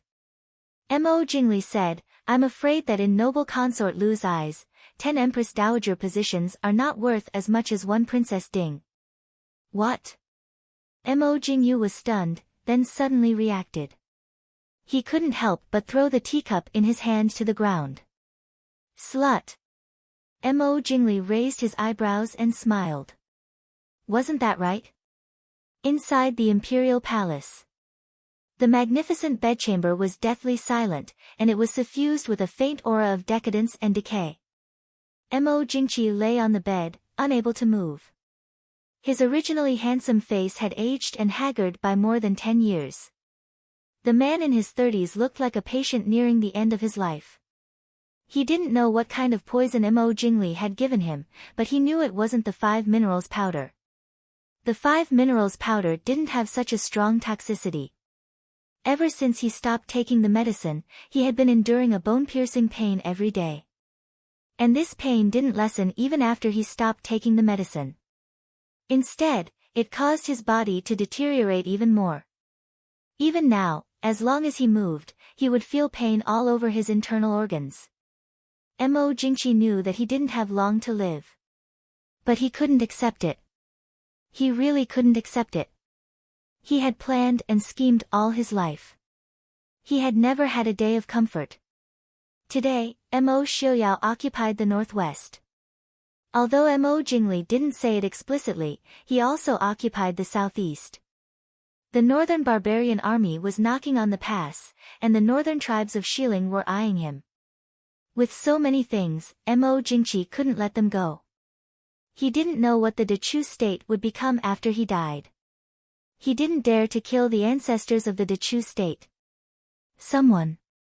Mo Jingqi called out hoarsely. The sleeping chamber was silent, and no one responded for a long time.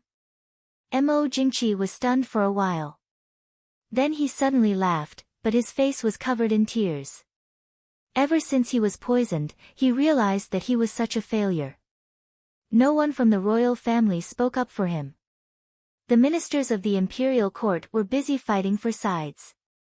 His mother stopped coming after visiting him 2 or 3 times. Even the eunuchs and palace maids who used to be important to her were nowhere to be found. For the past few days, he had been facing the empty sleeping chamber alone. It was as if he was watching his internal organs slowly rot and die. Hee, men. Someone. I want to drink water. Mo Jingqi called out hoarsely. A teacup with a dragon and phoenix pattern was handed to him. Mo Jingli was dressed in a black robe, holding the teacup in one hand as he stood in front of the bed. She bent down to help Mo Jingqi up and brought the cup of water to his lips. Mo Jingqi was indeed very thirsty. He couldn't care less and lowered his head to drink more than half of the cup of water before he gasped for breath. After putting her down again, Mo Jingli turned around and put the teacup back on the table before slowly walking back. What are you doing here? Mo Jingqi said coldly. Mo Jingli sat down and calmly said, I came to tell royal brother a piece of good news. Someone who can deal with me has come to the capital. Does royal brother think this is good news for you? Who is it? Mo Jingqi had no interest in listening to him. At this time, Mo Jingqi really couldn't think of anyone who could deal with the powerful Mo Jingli. Mo Jingli smiled mockingly at him. Mo Xiaoyao. Mo Xiaoyao has come back. Royal brother, are you happy? Mo Xiaoyao. Why did he come back? Why didn't you give the order to arrest him? Mo Jingqi was shocked and shouted angrily. But right after he shouted, he was followed by an earth-shattering coughing sound. Seeing Mo Jingqi lying on the bed with a pale face in pain, Mo Jingli's eyes flashed with pity. He said indifferently, arrest him? Royal brother, do you think I'm crazy? Dechu state is surrounded by enemies. The north is already overwhelming. Once we start fighting with the Mahist army, Xiling and the northern tribes will definitely take advantage of the situation. What should we do then? Mo Xiaoyao is also our enemy. Mo Jingqi said hatefully. Right now, Mo Xiaoyao is only your enemy. Mo Jingli said lightly. He looked down at him. Mo Xiaoyan was killed by you. The thousands of Mahist army that died at the border were also killed by you. Mo Xiaoyao's serious injuries were also caused by you. When Princess Ding was surrounded and killed in the capital, it was also ordered by you. Royal brother, if Mo Xiaoyao didn't look for you, who would he look for? He heard that you were dying in the northwest, so he rushed back to the capital. Do you know why? He said, he came to send you off. If royal brother wants Mo Xiaoyao to leave the Chu capital as soon as possible, then quickly, go and die. You, Mo Jingli looked at him coldly and continued, that's right, there's another piece of news that I forgot to tell royal brother. Royal brother, your beloved concubine, the mother of our Dechu state's crown prince, has already gone to find Mo Xiaoyao. Do you know what she said to Mo Xiaoyao? Mo Jingqi's eyes were half closed.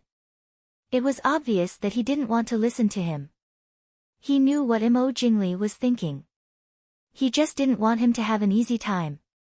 Mo Jingli didn't care whether he was listening or not. Noble consort Lu said that as long as Mo Xiaoyao can help her deal with she's willing to share the country with Prince Ding. It looks like, even without royal brother, it's still uncertain whether the crown prince you chose can ascend the throne. Hearing this, Mo Jingqi's expression changed and his body twitched. He glared at Mo Jingli with wide eyes. You're spouting nonsense. Nonsense? Mo Jingli laughed coldly. Noble consort Lu had already fallen in love with Mo Xiaoyao before she entered the palace. Who in the capital doesn't know? If royal brother doesn't believe me, you can send someone to see if noble consort Lu is still in the palace and when she left. But royal brother, don't worry. Mo Xiaoyao doesn't like your beloved consort and has already rejected her. At noon today, many people saw noble consort Lu walking out of the tea house in a daze. You're talking nonsense, nonsense. Mo Jingqi angrily rebuked. Mo Jingli didn't want to pay attention to him anymore. He turned around and walked out. After he left the bedroom, he ran into noble consort Lu before he reached the imperial garden. Looking at noble consort Lu, who was as beautiful as ice, Mo Jingli didn't show any emotion or appreciation in his eyes. He hated proud and arrogant people since he was a child, no matter how beautiful they were. Noble consort Lu didn't have a good impression of Mo Jingli either. She coldly said, "Where are you going, Princely?" Mo Jingli put on a fake smile and said indifferently, "I'm going back to my mansion." "Where are you going, noble consort Lu?" Noble consort Lu said, "I'm walking around."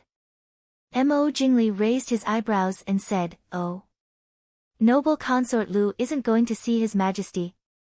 Noble consort Lu originally planned to see Mo Jingqi and see if she could get something on Mo Jingli. But of course, she couldn't say this in front of Mo Jingli. She indifferently said, "His Majesty didn't summon I to take care of him. If I go rashly, won't I disturb His Majesty's rest?" "Is that so?" Noble consort Lu is so considerate. "Then I'll take my leave first." Mo Jingli looked at her with a faint smile. "You're leaving?" Staring at Mo Jingli's back as he left, noble consort Lu showed a trace of anger on her face. How dare Princely be so rude to her? "Noble consort?" the eunuch next to her asked cautiously. Noble consort Lu frowned and said, "Go and check if Princely went to see His Majesty just now." The eunuch took the order and quickly left. After a while, he hurried back and said in a low voice, "Noble consort Lu is so wise. Princely did just come out of His Majesty's palace. It seems that he went to Zhangde Palace." Thinking of the Empress Dowager who had always been rude to her, noble consort Lu's face became colder. She snorted and said, "That old bitch wants to fight with I. She's dreaming." The eunuch smiled flatteringly and said, "Noble consort Lu is right. Noble consort Lu is the birth mother of His Highness the Crown Prince. When His Highness the Crown Prince ascends the throne, noble consort Lu will be the rightful Empress Dowager. By the way, noble consort Lu, I just found out that His Majesty just released the Empress's house arrest. In addition, he also conferred concubine Zhou as virtuous consort and Zheng Xiaoyuan as virtuous consort." "What? When did this happen?"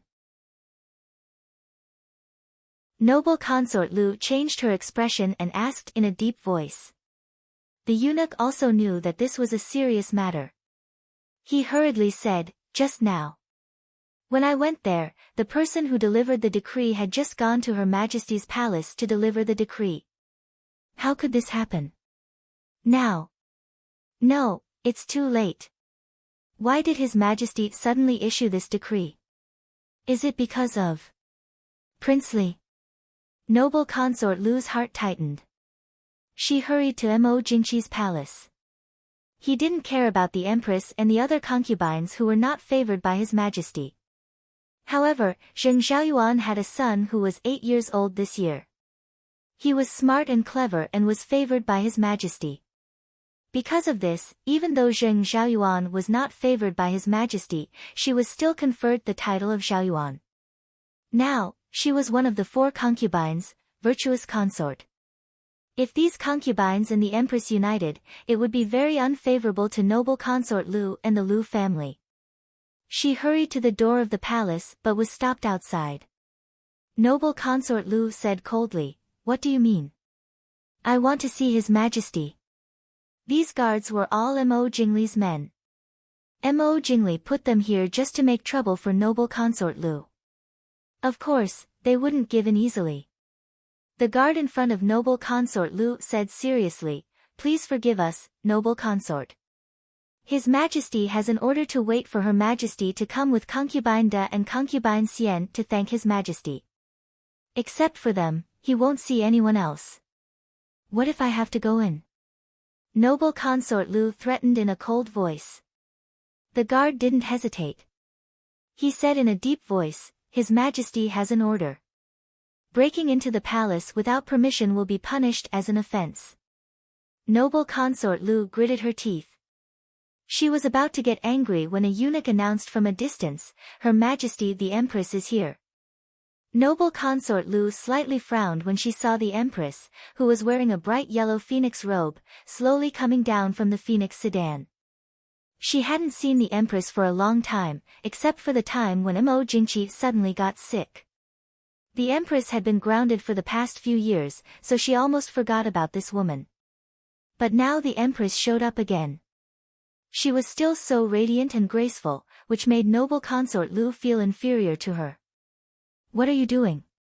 The Empress came down from the phoenix sedan.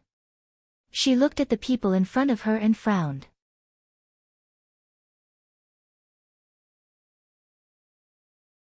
Chapter 587.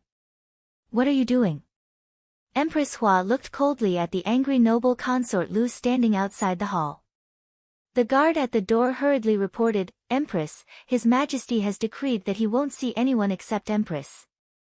Noble consort Lu is here, so we have to stop Empress's carriage." The Empress was also surprised. She knew how much Mo Jingqi doted on noble consort Lu. In the past, for noble consort Lu, he often went against the Empress Dowager. They hadn't seen each other for only a few years. Could it be that she had fallen out of favor? But the Empress didn't care about this. She nodded and said to the 2 consorts who had just been conferred, "You wait outside for a while. I will go in and take a look." The 2 consorts were originally daughters of decent families. But because they were dull and unromantic, they weren't liked by Mo Jingqi. Now that they were concubines, they wouldn't be arrogant because of the favor. Naturally, they would follow the Empress's orders. "We will follow Your Majesty's order," the 2 consorts said in unison. Empress Hua nodded and ignored noble consort Lu. She walked slowly into the bedchamber. As soon as she entered the bedchamber, she found that there was no one to serve her. The Empress frowned slightly. She knew that now the Empress Dowager didn't care about anything and neither did she. With Mo Jingqi so seriously ill, even the Emperor didn't have a good life. The Empress knew noble consort Lu's temperament. She wouldn't come to see Mo Jingqi for no reason. But the Empress didn't get angry.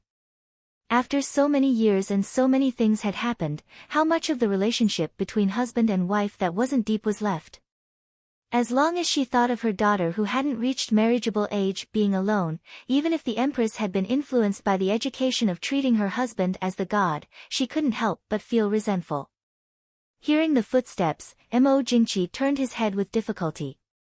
Seeing the graceful woman in a bright yellow phoenix robe, Mo Jingqi's eyes couldn't help but blur for a moment.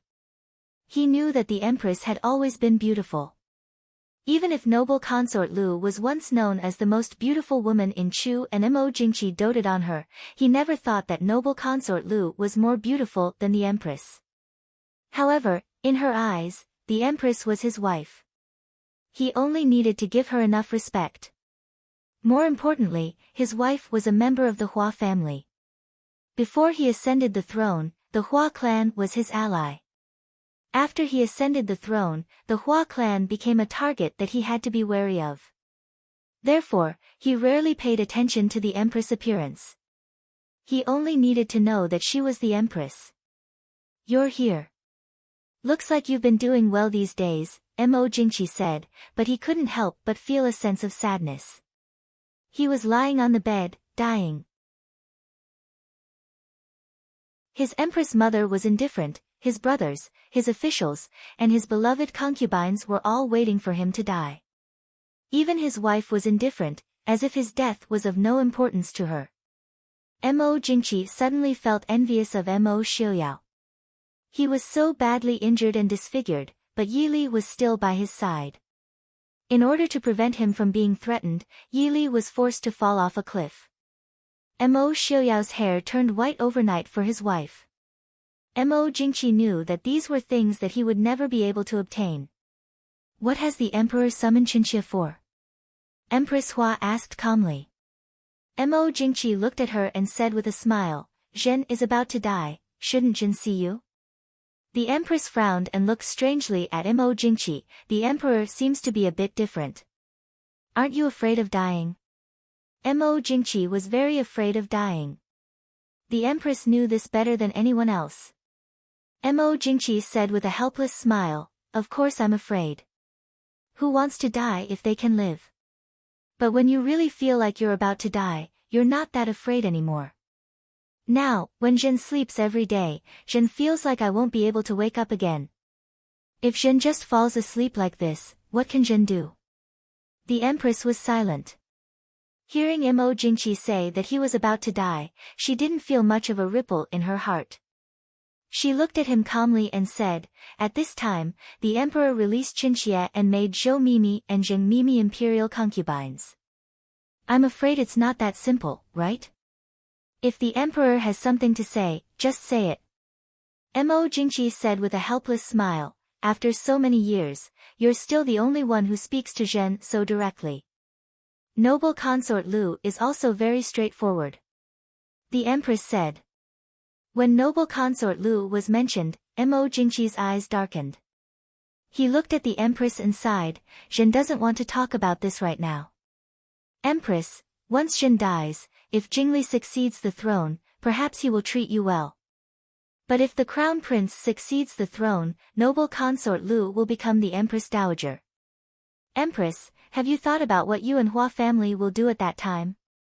The grudge between Lu family and Hua family, Empress and noble consort Lu. "And, you don't have any grudge. It's just noble consort Lu who doesn't like you. At that time, what will you do?" "What do you want to say, Emperor?" Empress Hua asked in a deep voice. Mo Jingqi was a little tired after hearing so many words in one breath. He took a breath and continued, "Sixth prince, Zheng Zhaoyuan's son, is 9 years old this year. Zheng Zhaoyuan comes from a humble family. I will put sixth prince under your name. After I die, you take my imperial edict, and appoint sixth prince as the new emperor. At that time, with the support of Hua family, great elder Princess Fuxi and Aunt Zhaoyang, even if Jingli and Lu family are unwilling, they won't dare to act rashly. Ling family and Mu family are loyal to me. As long as you take my imperial edict, they will support you. As for the future, it's up to you." After saying this, Mo Jingqi closed his eyes to rest. The Empress frowned slightly and said lightly, "Forgive me for not being able to obey your Majesty's words." Hearing this, Mo Jingqi opened his eyes abruptly and stared at the calm Empress in front of him. He gritted his teeth and asked, "Why?" Empress Hua lowered her eyes and said lightly, "Your Majesty only talked about the imperial court but forgot to talk about the matters outside the imperial court. Although I'm a woman in the palace, I still know some things. The northern region has invaded and the western hill and northern tribes are eyeing covetously. Once sixth prince ascends the throne, King Li and Lu family will not be convinced. At that time, Hua family will also be involved in the imperial court struggle. At that time, how will it end? Since I'm the Empress, I should support the young Emperor. But if your Majesty wants to drag Hua family down, please forgive me for disobeying your imperial edict." Hua family is also a subject of Dechu state. Mo Jingqi said sternly. The Empress said, Your Majesty is right. Hua family's ancestors fought on the battlefield for Dechu state. Many of them fought on the battlefield. Hua family didn't dare to have any resentment. But what happened to Hua family? Actually, in the current situation, whether the crown prince or sixth prince ascends the throne, what difference does the final result make? When the young emperor ascends the throne, the power will fall. With the imperial court scheming against each other, who will care about Dechu state? At that time, the matter of the Prince Ding mansion, Your Majesty was wrong. Then what do you think should be done? Mo Jingqi stared at her and said coldly. The Empress didn't care and said calmly, Since it's already like this, and Your Majesty isn't willing to give the crown prince position, then give it to King Li, sixth prince is innocent. Your Majesty, please let him go. Although she had been grounded for a long time, she had still heard about it. Although the sixth prince was clever and quick-witted, he was favored by the emperor.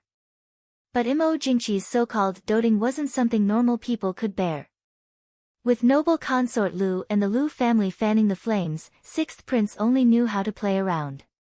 He didn't learn anything that he should learn. Letting such a prince ascend the throne would only harm him. You're tuning into the Blissful Bookshelf YouTube channel.